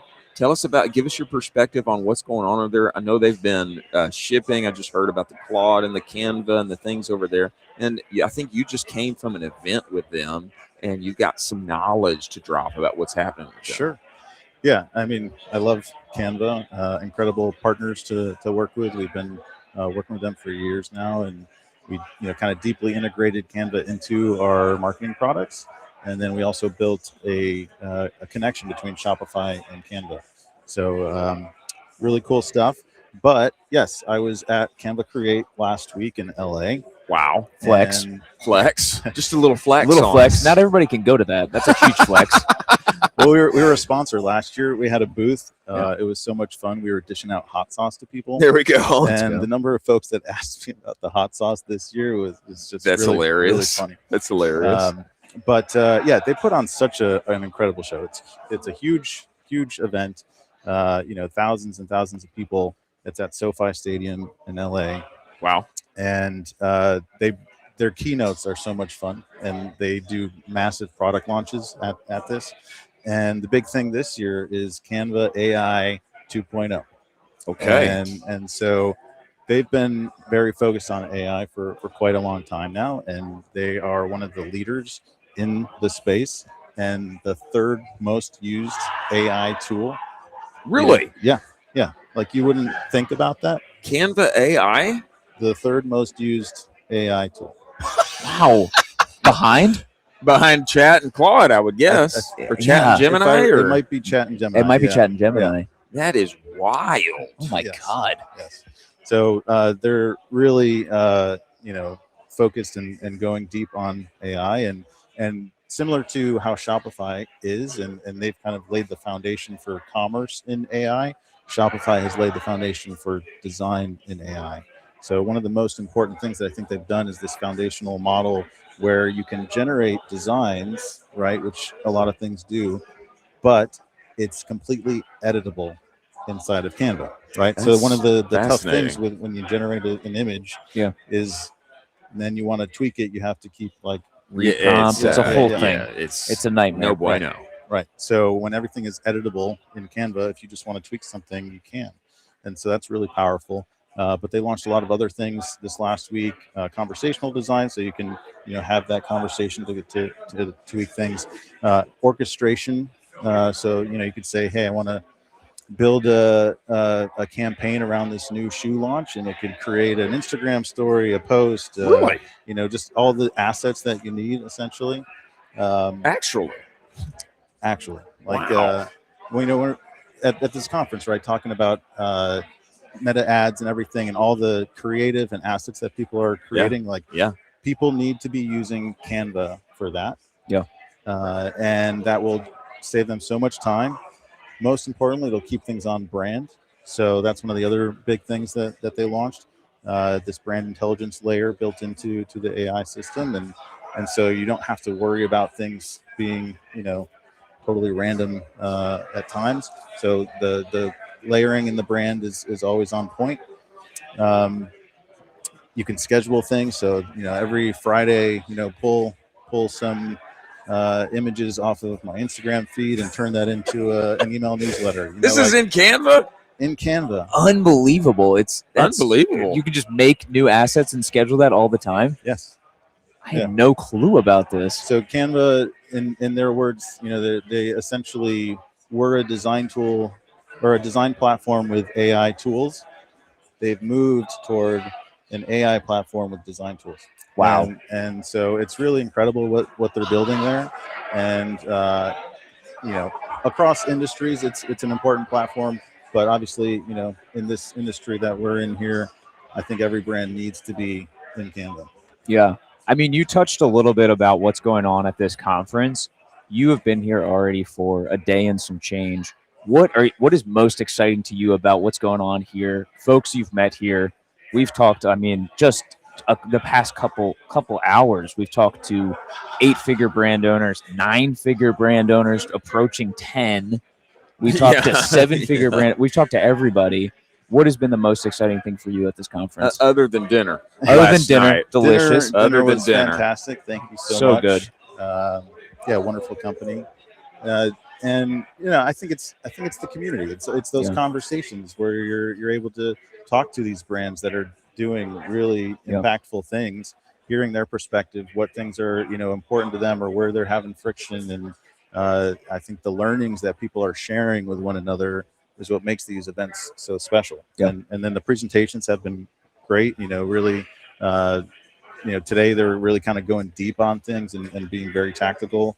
So a lot of good takeaways for folks there. But yeah, I think it's the conversations that are most important and helpful. I agree. Yeah, I agree. I heartily agree. I remarked on this at dinner last night. By the way, stellar orange shirt that you were wearing. Fully branded. Branding was on branded point. As well. Branded on the shoes. Yes, branded shoes. Yeah, can we get these shoes on Can we pull the stream shoes somehow? I mean, I just look at that orange. Let's go. Fully branded. And then on the back is the SEGUNO. Let's go. I mean, just let's fully. go. Let's just little just show flex the on the good folks. people. Just show the good people. Come on. See, you see what I'm talking about? Yeah, they're pretty sick. So Chris came out in style, but I totally felt that experience last night. Whenever we put these together, I tried to move around to different tables, to be able to talk to I thought he was everybody just being there. rude when he left my table. I did. It's fine. It's fine. I jumped up the deuce at a certain point. He's just like, bye. I gotta go. Ladies and gentlemen, apologize. I am tired of this table. No. You move around, you get to hear the stories, you get to talk, and there's so much that you can pick up. When you drink with a man, he tells you what he knows. When you eat a ribeye with a man, he tells you what he knows. Yeah. And the men and women that were there, what they're doing on the agency side, the software side, on the brand side, there's a bit of an unmasking. There's a bit of the ability to have real tea, real talk. Yeah. Yep. When you get face-to-face like that, when you get IRL, it just enables that, and it allows the kind of the constriction goes away, and you get in a condensed form like the juice that you need, the problem that you're trying to solve, and you can say like, yeah, actually, that stinks for us right now, Yeah. And or like when we talked with what was his name? Was it Ricardo? Yeah, it was Ricky from South Florida. He came in and he started talking about what he's doing with creative, and how they literally just take meta winners and they put them over on YouTube, and then they put them on CTV. They don't even change them. And how there's just an ability to get an angle that you're not able to consider in your well. I feel, especially on the brand side, I've been on the brand side multiple times. You can be a bit of a frog in a well. Yeah.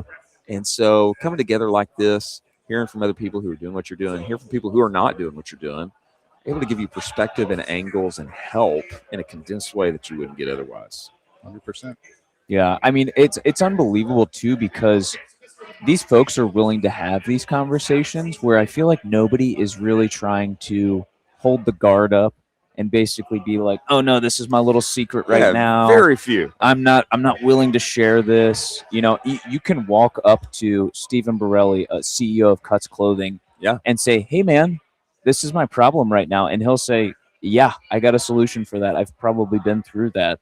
And that's a very rare type of thing to find at a conference, and you find it here pretty consistently. Customer of ours. Yeah, there you go, customer of yours. Let's go, baby. That's a pretty, Let's go, baby. Good customer. Just a little bit of a flex. Yeah, a little good customer right there. A little bit of a flex on Yes. us. For our bulk discount code. Nice. There. That's incredible, man. That's incredible.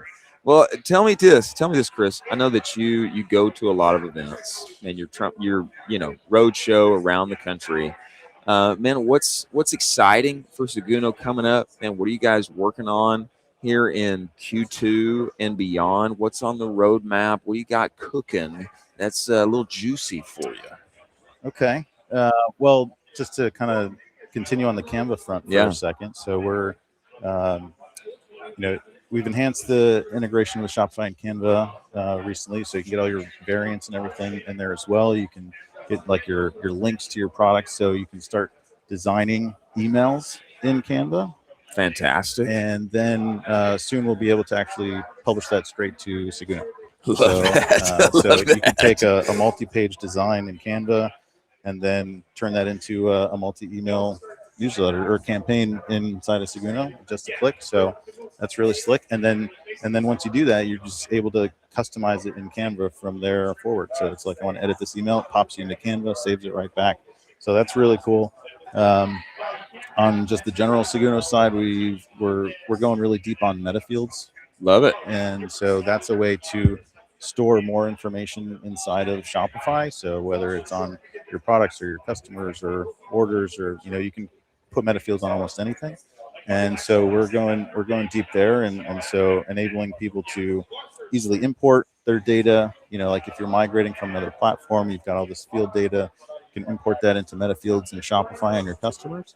Also capturing more information like through our pop-ups and forms, so you can turn that information that the customer shares with you into meta fields that you can then use for personalization and segmentation and all that stuff. You want to ask a quiz, or you want to ask for some shopping preferences, whatever it may be. And then leveraging that in your emails for personalization. So as you're editing the email, just drop in little meta fields and tightening that loop there, enabling. I love how you guys have uniquely bonded and bridged Shopify and Canva in such a unique way. I mean, I feel like it's kind of it's like a doing good for the whole of ecom, really. It's like absolutely. It's like bridging the third most used AI tool. Who knew? It's Canva. Yeah. It's like bridging that with the best e-commerce platform, period. Yeah, and it's like bridging that into the Shopify ecosystem. Yeah. Very significant, man. Wow, a lot ahead. That's incredible, man. Well, how long do we get to keep you here in Texas? I mean, are you leaving in a couple of hours, or what's it look like? Tomorrow afternoon, I'll be flying back to North Carolina, but getting to spend some good time with a customer tomorrow morning. So amazing. Well, I mentioned, I think the first time I was on the show, Clay Imports. Clay Imports. So, that's such a beautiful website, by the way. Their products are just incredible. Products look so good. Yes. Did you get those breeze blocks, by the way, that Chris suggested? Yeah. Did you get the breeze blocks that we talked about? See, he did too many shows. He doesn't remember, Chris. What breeze blocks for the bathroom? Breeze blocks from Clay Imports, man. For my bathroom? On your porch. You need them on the porch, bro, on the patio. I'll look them up again. Breeze blocks, Clay Imports. That's fair. I'll look them up again. Maybe we need to just drive by and see if we can take a look at them. Yeah. I think goated recommendation for you in that budding backyard of yours. Thank you. Appreciate that. And yeah, if you want to get the Canva Shopify integration, you can go to seg.uno/Canva. So seg.uno/Canva. Amazing. Super easy, man. Incredible. Yeah. Can we can we do something like maybe get a little dinner together tonight, Chris, if you're going to be in town, it would be my pleasure. All right. Let's go, baby. Let's go. You heard it here first. Let's go. I don't know what we should get, but I think when in Rome, when in Rome. So I think we should find some Texas cuisine.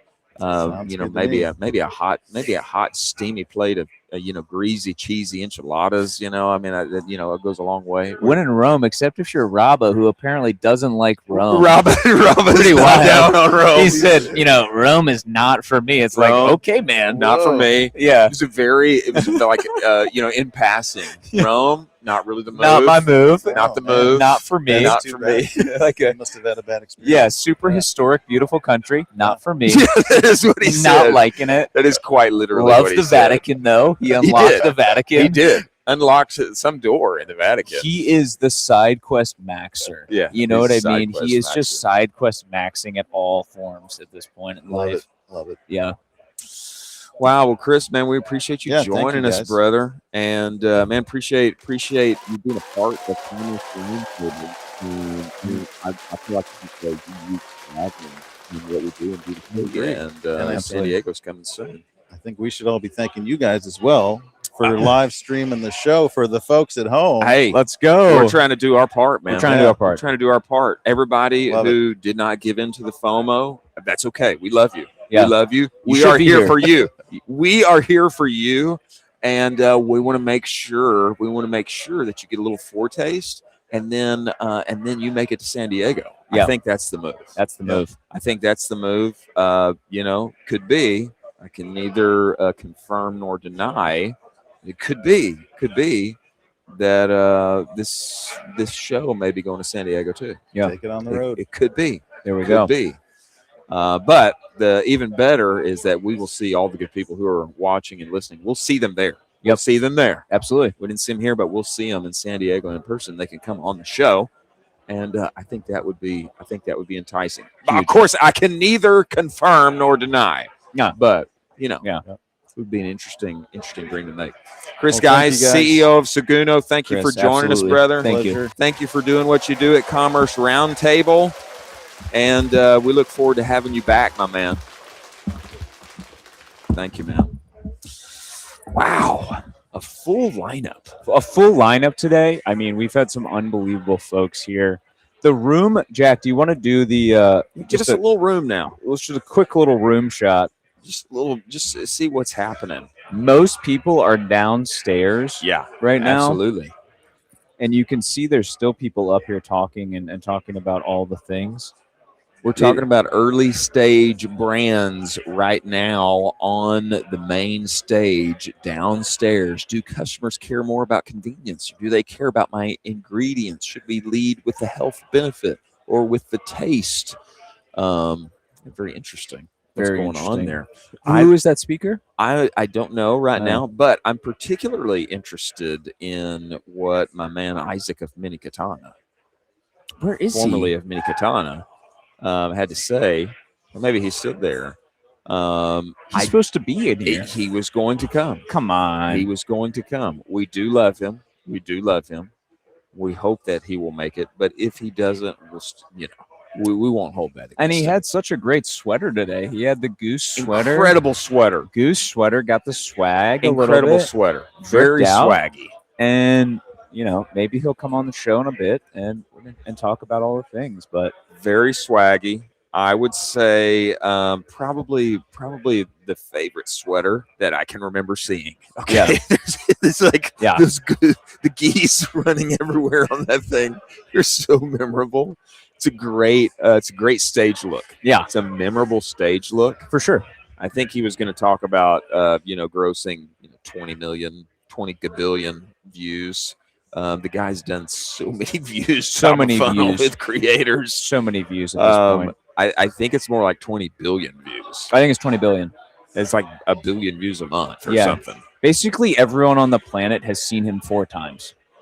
which is crazy. Pretty wild. It's nuts. Pretty wild. It's nuts. Let's see, Jack. Where are we news-wise? Yeah, we've been talking about Nike. And I'd like to. Did we finish? We finished Carson's piece. But this last one, I think, is relevant to pick this back up. For those who don't know, Nike got in trouble. They got in trouble. Somebody didn't like that they were saying walkers are tolerated. They took the ad down.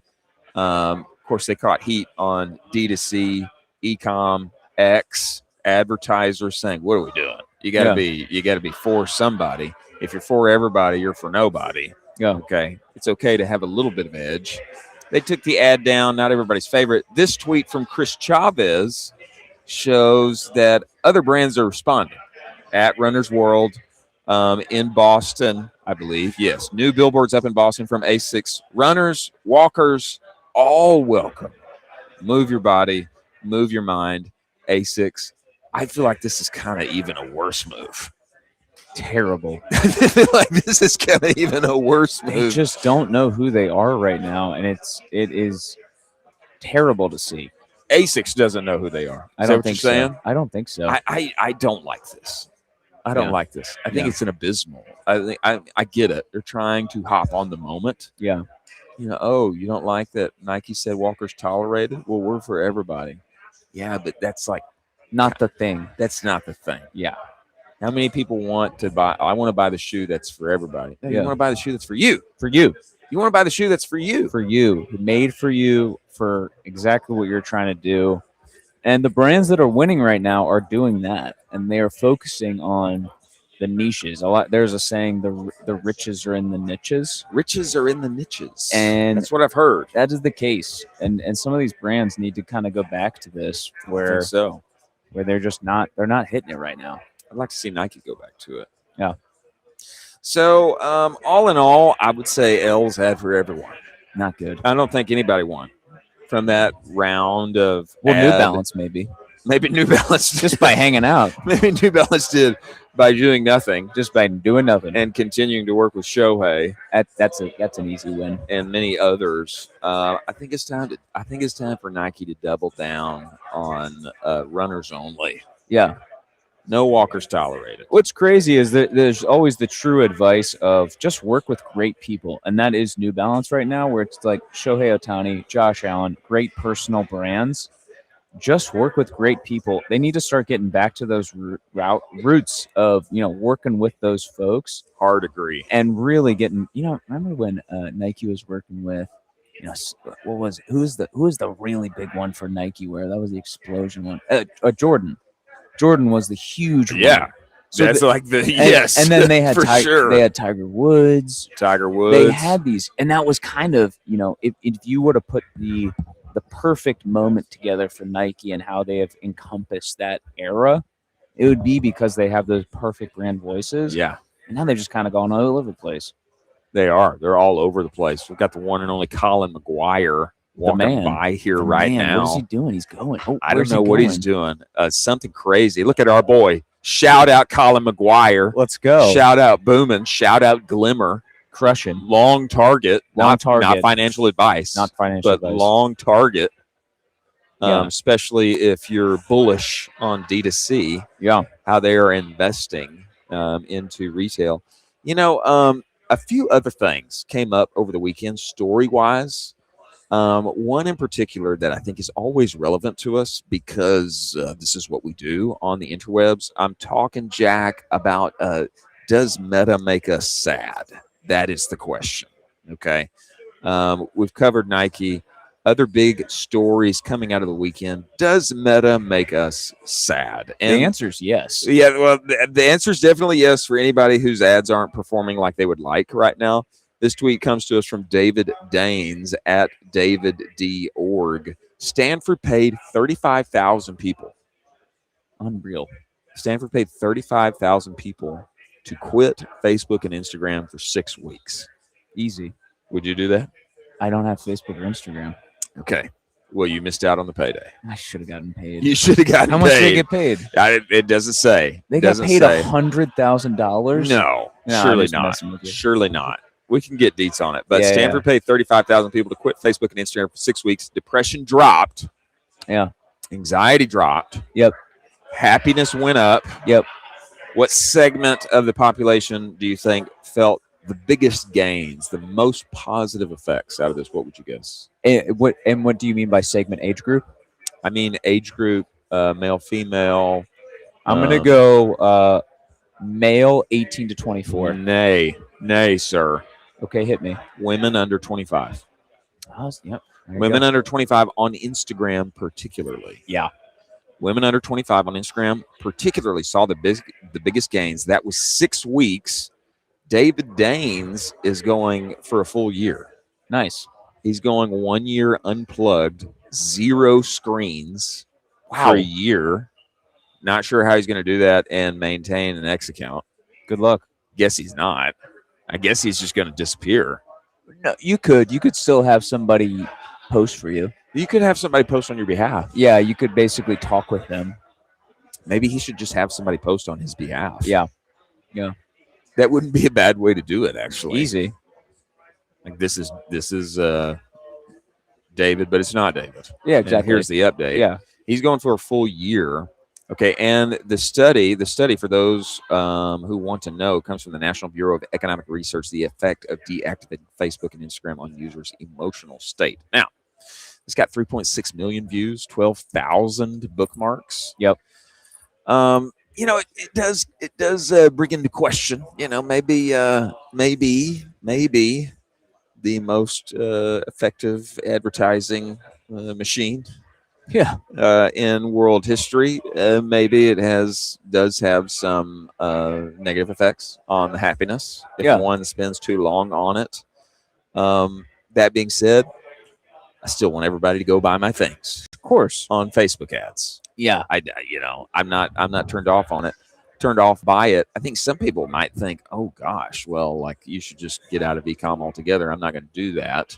You have any thoughts on that? How you would counteract that premise in and of itself? I mean, the real thing is folks that are doing an index of this to the extreme. So you see some people with screen time on the iPhone, and it's like 13, 15 hours a on lot. Instagram, Facebook. Yeah. And it's like, hey, that's your whole day. It's your day. Like, you should probably go outside, touch grass a little Touch bit. a little grass. Go ride a bike.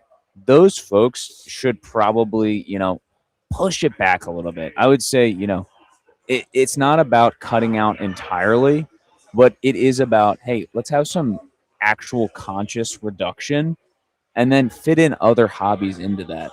So, maybe it is going for a bike ride. Maybe it is playing with your dog. Maybe it is XYZ. You like to crochet. You like to paint. These types of things where it's not just a slop fest injection of the latest trends. Well, I hear that. I also think that, Colin, we may have a problem. Yeah, we make all of our money off that. Well, I think we've got a problem in that you are not on Meta and Instagram. Not at all. I've been for 3 years. 3 years? 3 years. Brother, there's many people that would in this room that would like to target you. Yeah, I'm sure they would. They would like to target you. There's no shot, How can they find you? They can text me. But they want to spend money on you. They want to give Zuck some bucks. Good luck to find you. I'm an elusive butterfly. They can't find me. You're a hard man. Hard man to find. Hard man to find. Hard man to get. Yeah, exactly. I can attest to that because it's hard to get a hold of you, my guy. Sometimes it is. Yeah, exactly. It's super intentional. I think people are too accessible and too online with most things, and you see this negative impact in mental health. And making that conscious pullback, you then have an extra layer of intensity that you can then approach going back online with in the form of work. Fair enough. This second tweet, does internet make me sad? Second tweet comes to us from Brian Johnson. Oh, BJ, Brian Johnson. Oh, BJ, don't die. Don't die movement. Brian Johnson says 2 weeks without mobile internet. Quite literally what I'm using right now. Yeah. And what I hope people are, live streaming us with. Sure. Should they be out and about rather than on their desktop? 2 weeks without mobile internet improved mental health more than antidepressants and reversed roughly 10 years of attentional decline. Yeah. Screen time dropped 49% without mobile internet, 314 to 161 minutes per day. This is a journal article that he's tweeting here, title of which is Blocking Mobile Internet on Smartphones Improves Sustained Attention, Mental Health, and Subjective Well-Being. Yeah. And the first comment is the Amish were right. Now, BJ's tweet did 1.3 million views. Okay. 7.6 thousand bookmarks. Yeah. Worth noting. worth noting. I'm telling you, it's worth noting. It's worth taking a little. I mean, I think people do these social media detoxes where they'll do, 7 days, 3 days, 14 days, 30 days. Yeah. And try it out. I mean, we're not saying you I have to don't know. get rid of it completely. I don't know. I say stay on and buy our stuff. Buy That's your what stuff. I say. Buy everything. I say stay on and buy our stuff. There you go. I mean, the American economy, it runs on consumption. Exactly. So maybe the economy is worth it. Yeah. I will say, if you want to hit me, if you want to advertise to me, there's still one place that I will put all my attention to. Where is that? Is that Reddit? YouTube. I do love YouTube. You get found on YouTube. Absolutely. I get hammered on YouTube ads. There are ways. There's always ways. There's ways. Yeah. Next story of the day, QVC. Unfortunately, QVC is preparing for bankruptcy. This story comes to us, Jack, from Paul. I never know how to pronounce Paul's last name. I don't know either. Paul J. Paul J. of BK Beauty brought this to our attention, and I'm glad that he did. We have referenced this story several times since we've been here, but Paul, several years ago, came to Supper Club, called a shot on TikTok Shop. Talked to him about that with Curtis. Exactly. Yeah. Spoke about that with Curtis. Brock of Frost Buddy talking about how they have leveraged their creative to win on TikTok Shop. It's been a big takeaway for everybody. Still, many inside of our space, not yet to take the plunge. Don't believe in it, which is so unbelievable. Not yet to take the plunge. Unbelievable. Don't believe in it. It's possible. Yeah. It's possible to be profitable. Feel the halo effect. See the sales in many other places. But Paul brings us here. Big hit for some brands. This comes to us via the AP. QVC prepares for bankruptcy protection in the era of influencers, TikTok, and Temu. Yep. What I would say, something that we have talked about much and is happening, is that TikTok Shop and Whatnot, particularly TikTok affiliates, TikTok Shop, Whatnot, they are QVC 2026. Exactly. They're QVC 2026. Exactly. It's QVC 2.0, 3.0. You want in here, Kevin? You want in here, Kevin? Going in? Kevin Let's Hewer, go. Kevin Hewer wants back on the show, and we love to have him on the show. Kevin Hewer. Kevin, what is your agency's name? RK Advertising. Kevin, we're talking about QVC preparing for bankruptcy. I believe it. I mean, if you look at the trading card industry and what they've done on Whatnot, we just referenced it. We did. Oh, really? We just referenced Look at these Whatnot. guys. And They're so early. You're taking the words out of our mouth. Yeah, it's Keep exactly going. that. No, Keep going. that's exactly it, right? You look at Whatnot. You look at what's the other one? Drawing a blank. You also got TikTok Shop. If you scroll on TikTok, the live feed, it's all trading cards. That industry was way advanced on that concept of just like live selling, fashion especially. That's what I specialized in is fashion, women's fashion. And good on you. I have those founders go on there and they'll be selling their products. They'll do early releases, discounts, etc. And yeah, it's and it pops. It's popping. So am I surprised that QVC is going bankrupt?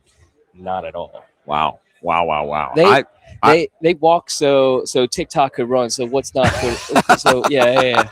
It's no longer 1999. It's 2026. Yeah. And I wonder, I wonder if QVC, if they could have foreseen this coming and just built, the most addictive and entertaining algo that has ever existed, like TikTok. If they could have just foreseen it and built it, maybe, maybe they would still have a future. But I doubt that many people can do that. It's also hard to foresee what happened to cable. Yeah. You know what I mean? Like you look at Best Buy, they got wiped out very quickly. Oh, yeah. Whoa. Best Buy? Best Buy, sorry. Best Buy. Blockbuster. Thank you. Yeah. Blockbuster got Best Buy's still around. But yeah, you look at Blockbuster and they got wiped out so quickly. Yeah, I mean, you look at what's happening to cable and everything's streaming now. And I think that same thing, that is where QVC fell behind, was these platforms that people are going to for streaming, engaging, short form content are now including long form content where they can sell products, get discounts that you can't receive elsewhere. So I think it's just like the habit forming aspect of TikTok and whatnot. Yeah. Applying to taking what QVC was doing and applying that to that as well. And just like giving people these like Black Friday discounts that they wait all year for on this platform. So can I just ideate something here right now? Yeah, let's do it. Unfortunate QVC news. Unfortunate. Yeah. But the rise of Whatnot, TikTok, etc., very much here. Why not take that from this screen to the big screen in the living room? I mean, why not take a Whatnot TikTok shop-esque experience and bring it to the television? I say this because YouTube most watched on televisions now. It's not phones, it's not desktops, it's not laptops, it's televisions. I mean, is somebody going to be able to bring this live selling experience that was in its initial form in QVC and bring it to the television screen via smart TVs? Or is somebody going to be able to do that? You know what this reminds me of? When QR codes first became big and the Super Bowl commercial with Coinbase. Coinbase, exactly. The floating QR code. Look at how many brands and companies and businesses are utilizing that QR code method of advertising on commercials. Yeah. And I think you can apply the same thing to Whatnot. If you do apply that to the TV on that large screen, there has to be a way to make that quick purchase. If you look at how that has improved over the years, though, how it's improved over the years to where, like, look at an Amazon commercial. Do y'all stream shows on? I have never watched a TV. That's a joke. That's a joke. I was about to say. I do. I have Prime Video. Okay, so Prime Video. I don't have TVs in my house. Yes, you do. Yes, you do. I don't know whether to believe you. You know, you He never does. know. He's joking. But He's look joking. what they've done with that, where now you can click the button on your controller, and it sends the link directly to your phone. Yeah. So kind of juicy, really. So yeah, I think your idea makes sense, and I think it will be something we see within the next 3 years. Yeah.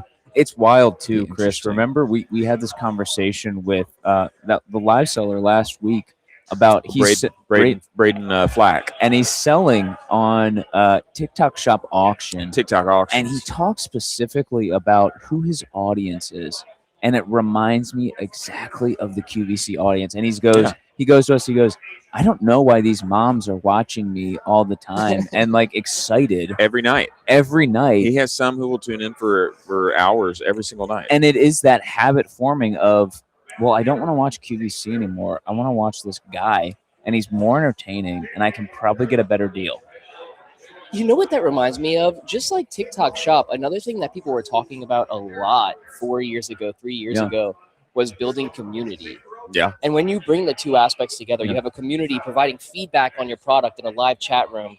You're providing discounts to them. You're engaging, the next drops that are coming up. You're understanding what the response to that might be. Yeah. Like, live auction is such a smart play for brands right now. I very much think so. Overseas has figured it out. Yeah. And it's just shifting here. Asia has figured it out. I mean, sure. We just had Curtis in this seat. Yeah. He's going to add $40 million to his business this year, and they just started TikTok Shop. Yeah, just wild. feel that for a second. He was like, wild. "Yeah, we'll probably add it this year." I'm forecasting for that right now. You guys do a lot of covering on TikTok Shop, I can imagine. You guys being the news. We try. Yeah, and whatnot. The news anchors of D2C. We do I what- know we you do guys what are we do. covering this. We do what we can. How frequently do you hear from brand operators who are struggling just to get their products on TikTok Shop?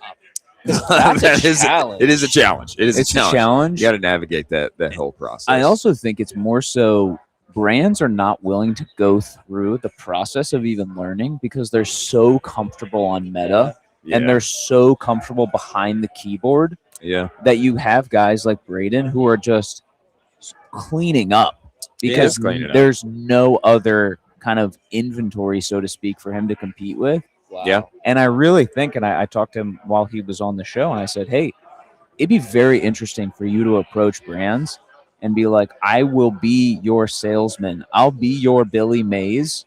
Give me your product. Yeah. And I can give you all the money because I'm already good at it. You don't have to learn this. And when we talked with him, and threw that out to him. He was not very interested in that. Not at all. He was not very not at all. And we were like, not you very could interested in get that. you could get 15 clients tomorrow on that. And he was like, I'm not really interested in that. It was like And not I'm like, really okay. resonating. Yeah. It was not really resonating. I think he truly digs like being his own man. For sure. You know? Yeah. And you know, I mean, these things are different. TikTok Shop is one thing. TikTok auctions Totally are different. They're totally different. It's another thing. It's more Whatnot-esque. TikTok auctions and whatnot. And but there's an opportunity there, especially for brands moving dead inventory, you know, giving unique deals, bundling things together. You know, just testing things that see what could be interesting. And another thing is just pure top of funnel reach. Braden told us that on a recent live, he got 500,000 likes. What an incredible avenue. Incredible. Yeah, especially at a time where people are contemplating if their jobs are going to be taken by AI. This is like live streaming, live selling by absolutely. people. Yeah. And you know, there's such a large population of creators that sell products. Yeah. And there are so many brands that are now understanding and learning about Whatnot and TikTok Live, where there's like this list of creators that could potentially increase their own revenue and build their businesses on just being professional, being the professionals in live selling, being the go-to, being the Billy Mays of live selling for brands. It's such a real path, and we don't really see anybody doing it. And Chris and I have beat our chest about this for 6 months at this point. Oh, we've been beating the drum. We've been beating the drum on it. Yeah. And I think right now it's 2026. We're still hearing compelling talks about, hey, here's what we did on TikTok Shop. Yeah. And then it's motivating everybody to look at what Frostbuddy is doing. You know, we need to tap into that. We need to take a strike at that, take an angle on that. You know, founder ads, more content utilizing creators, affiliates, etc. In a few years, we're going to be hearing these talks about TikTok auctions and about Whatnot. Absolutely. I have a question for you guys. Yeah. Y'all are obviously very advanced. The early adopters to what's going on in D2C. You are the informants of D2C and what's going on.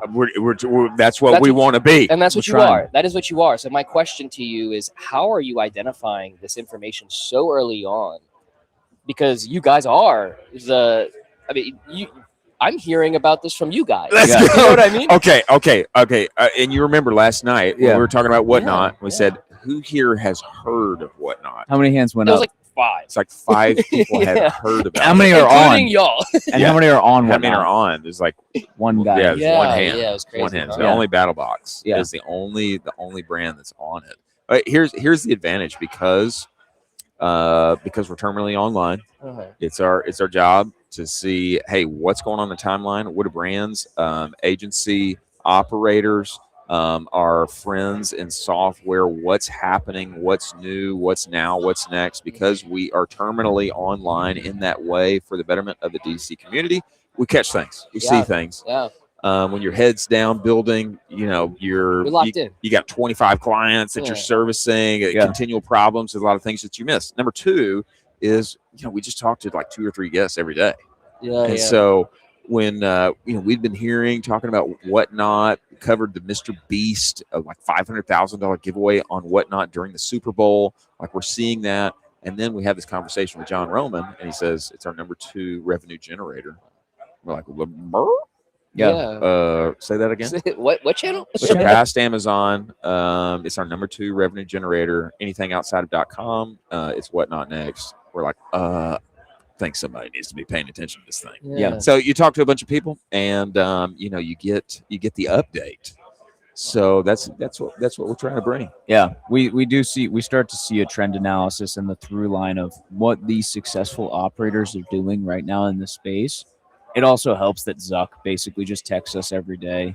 That does help. He texts us updates. Our group chat with Zuck. It's is me, really helpful. Chris, Zuck, Evan Spiegel at Snap, Right, And right. then Jensen from NVIDIA will just drop bars and every now and again. He dropped that bar last week. He was like, I didn't wake up a loser today." That's he right. dropped that bar at us, and I was like, hit us with that text, and I was like, this is what I'm okay. going to say to Dwarkesh.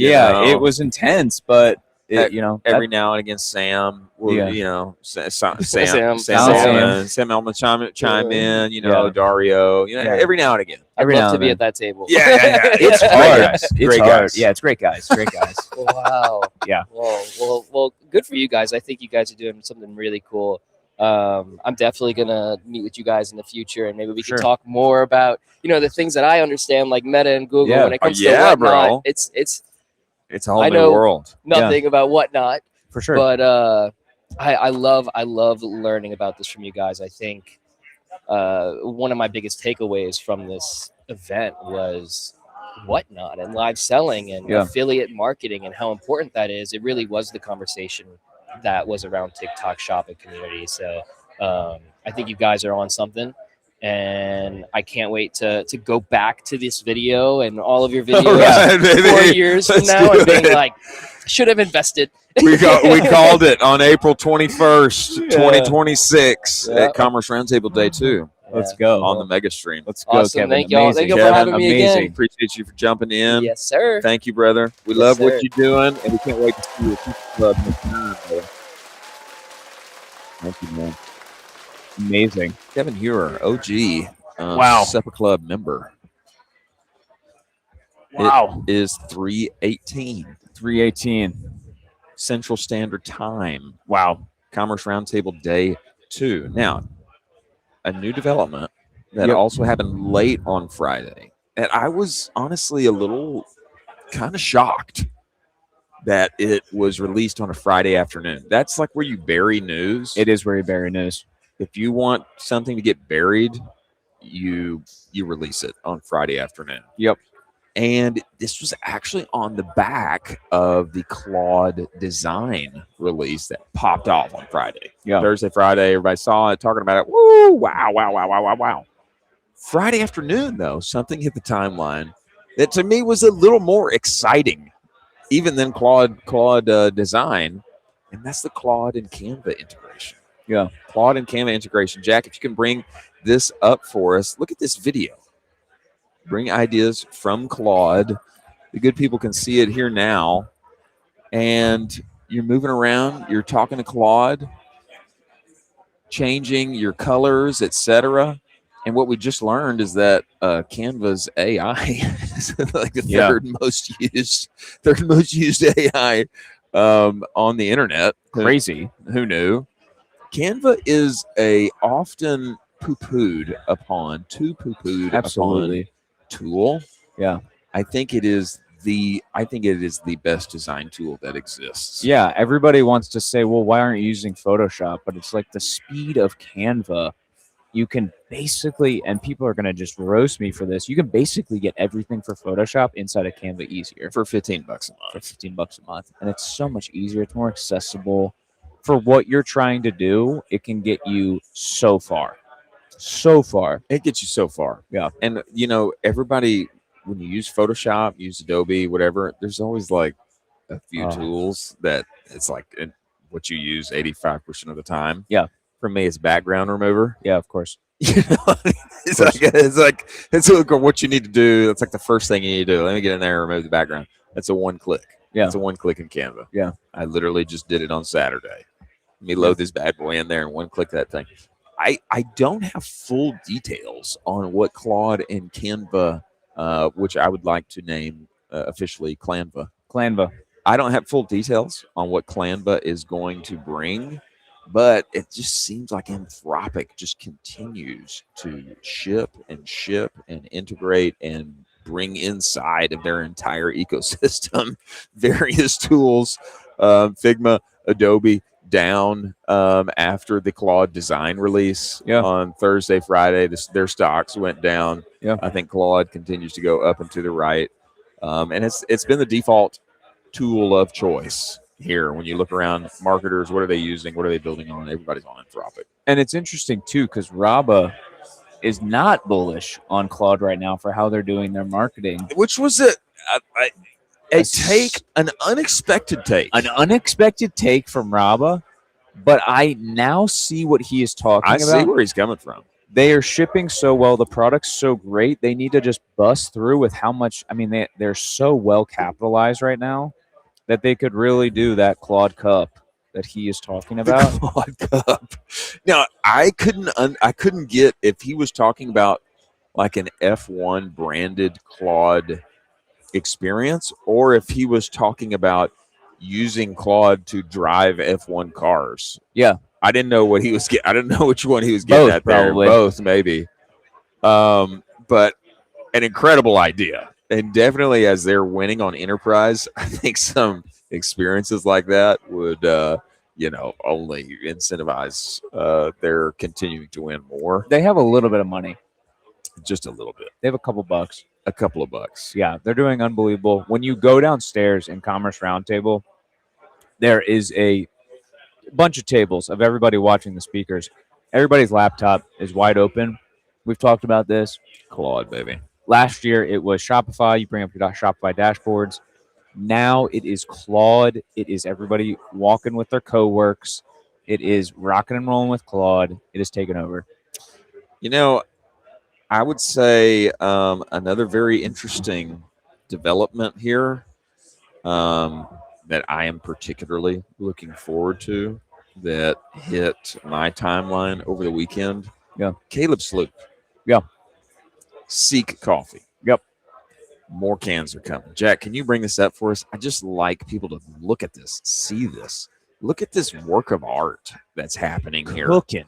There's like, what is that? Nitrogen? Just shipping. Nitrogen that's being blown out there. I don't know what's happening here other than these beautiful gradient-esque cans are being filled with what I consider to be the best canned coffee that I have ever tasted. Good. It's so good. It's so good. It's unbelievable, and it will send you to the moon if you need to be there. How much caffeine inside? 200. 200 plus. Yeah. 200 plus. Look at those cans. I actually think it's 300. No, is it 3? I know it could be 2. I think it's 250. It's 250. You're right. I think it's 250. You're right. And it's got power, baby. It's got power, but beauty. Look at those cans. Unreal. It's such good coffee. Goated Caleb Sloop. Not just providing delicious coffee, but mold-free coffee that won't kill you. Now available in a can. I hope to be seeing them on the desk. Yeah, absolutely. I hope to be seeing them on the desk. I we want need to them be on the drinking desk. Yeah, we need. Well, fueled by Seek. Fueled by Seek. Fueled by Seek. Yeah. I don't know if Caleb's processes for preserving beans, ensuring that they are mold free, I don't know if that translates to incredible taste, but there's at least correlation. It must. I don't know if it's causation, but there's at least correlation. Yeah. I used to be a coffee roaster, had a coffee brand, one of the first subscription coffee brands on the internet about 10 years ago now, actually 12 years ago. Crazy how time flies. But I know what I'm talking about. When it comes to coffee, I know what I'm talking about. Caleb's got some of the best canned coffee I've literally ever tasted. Yeah. So good on him. Unreal. Good on him. Well, Colin, we are coming here. It's 3:25. What do we have for the good people before we bounce? Before we turn off the live stream? You guys, you got to come to events like this. There's going to be San Diego. There's going to be these events, and we're trying to tell you, and these are the rooms you need to be in to explode your business to that next level. Agree. Hard agree. And all of these guys, I mean, we quite literally have Roman right on the other side of the camera. Roman right on the other He's side of the camera. on the other side of the camera. And if you want to ask him about whatnot, he's probably going to tell you about it. And he's literally, you could walk up to him. We could throw a shoe at him. We could. And hit him. And he will talk to you. People are coming up to him and talking to him about it. That's the kind of room you want, where people aren't kind of poo-pooing. Oh, I'm too cool for you. No. Like, this is our secret. I'm not going to tell you. That's not this room at all. That's not these people. No. This is what you need to be involved in here. Yeah. Hard agree. Yeah. Great people. Excellent content. Yeah. Great connections made this week. Yeah. No, I think we're running on about 4 hours sleep. Maybe 2.5. 2.5. That's a tight one. That's a tight. That's a tight one. I think I'm going on a 4. Yeah. Yeah. I think the night before I had about 4 or 5. There we too. go. There But- we go. So we're double stacking them day to day, but you got to do that. You Yeah. got to make the most of the opportunity. Yep. And that's what's happening here at Commerce Roundtable. Well, many thanks to Jimmy. Many thanks to Shaq. Many thanks to new Commerce Roundtable partners, CTC. CTC, great guys. Many thanks to Chase joining us on the stream. Yep. Incredible Austin experience. D2C is back. If you're not bullish on e-com in 2026, you're asleep. You're asleep. You are asleep. Yeah. Cheap CPMs, free eyeballs, sweaty sales are available, new platforms, etc. It's all happening. And we're going to be here covering it every day and in every way for the good folks like you who are doing the good work on the interwebs. Absolutely. Everywhere. Thanks for joining us. John Roman, shout out to you. Shout out to Walter Alboro, who's running that program over there. Thanks for joining us. We will see you on the other side, and we'll catch you tomorrow. Let's do it. We'll catch you tomorrow. Catch you tomorrow. Thanks for joining us.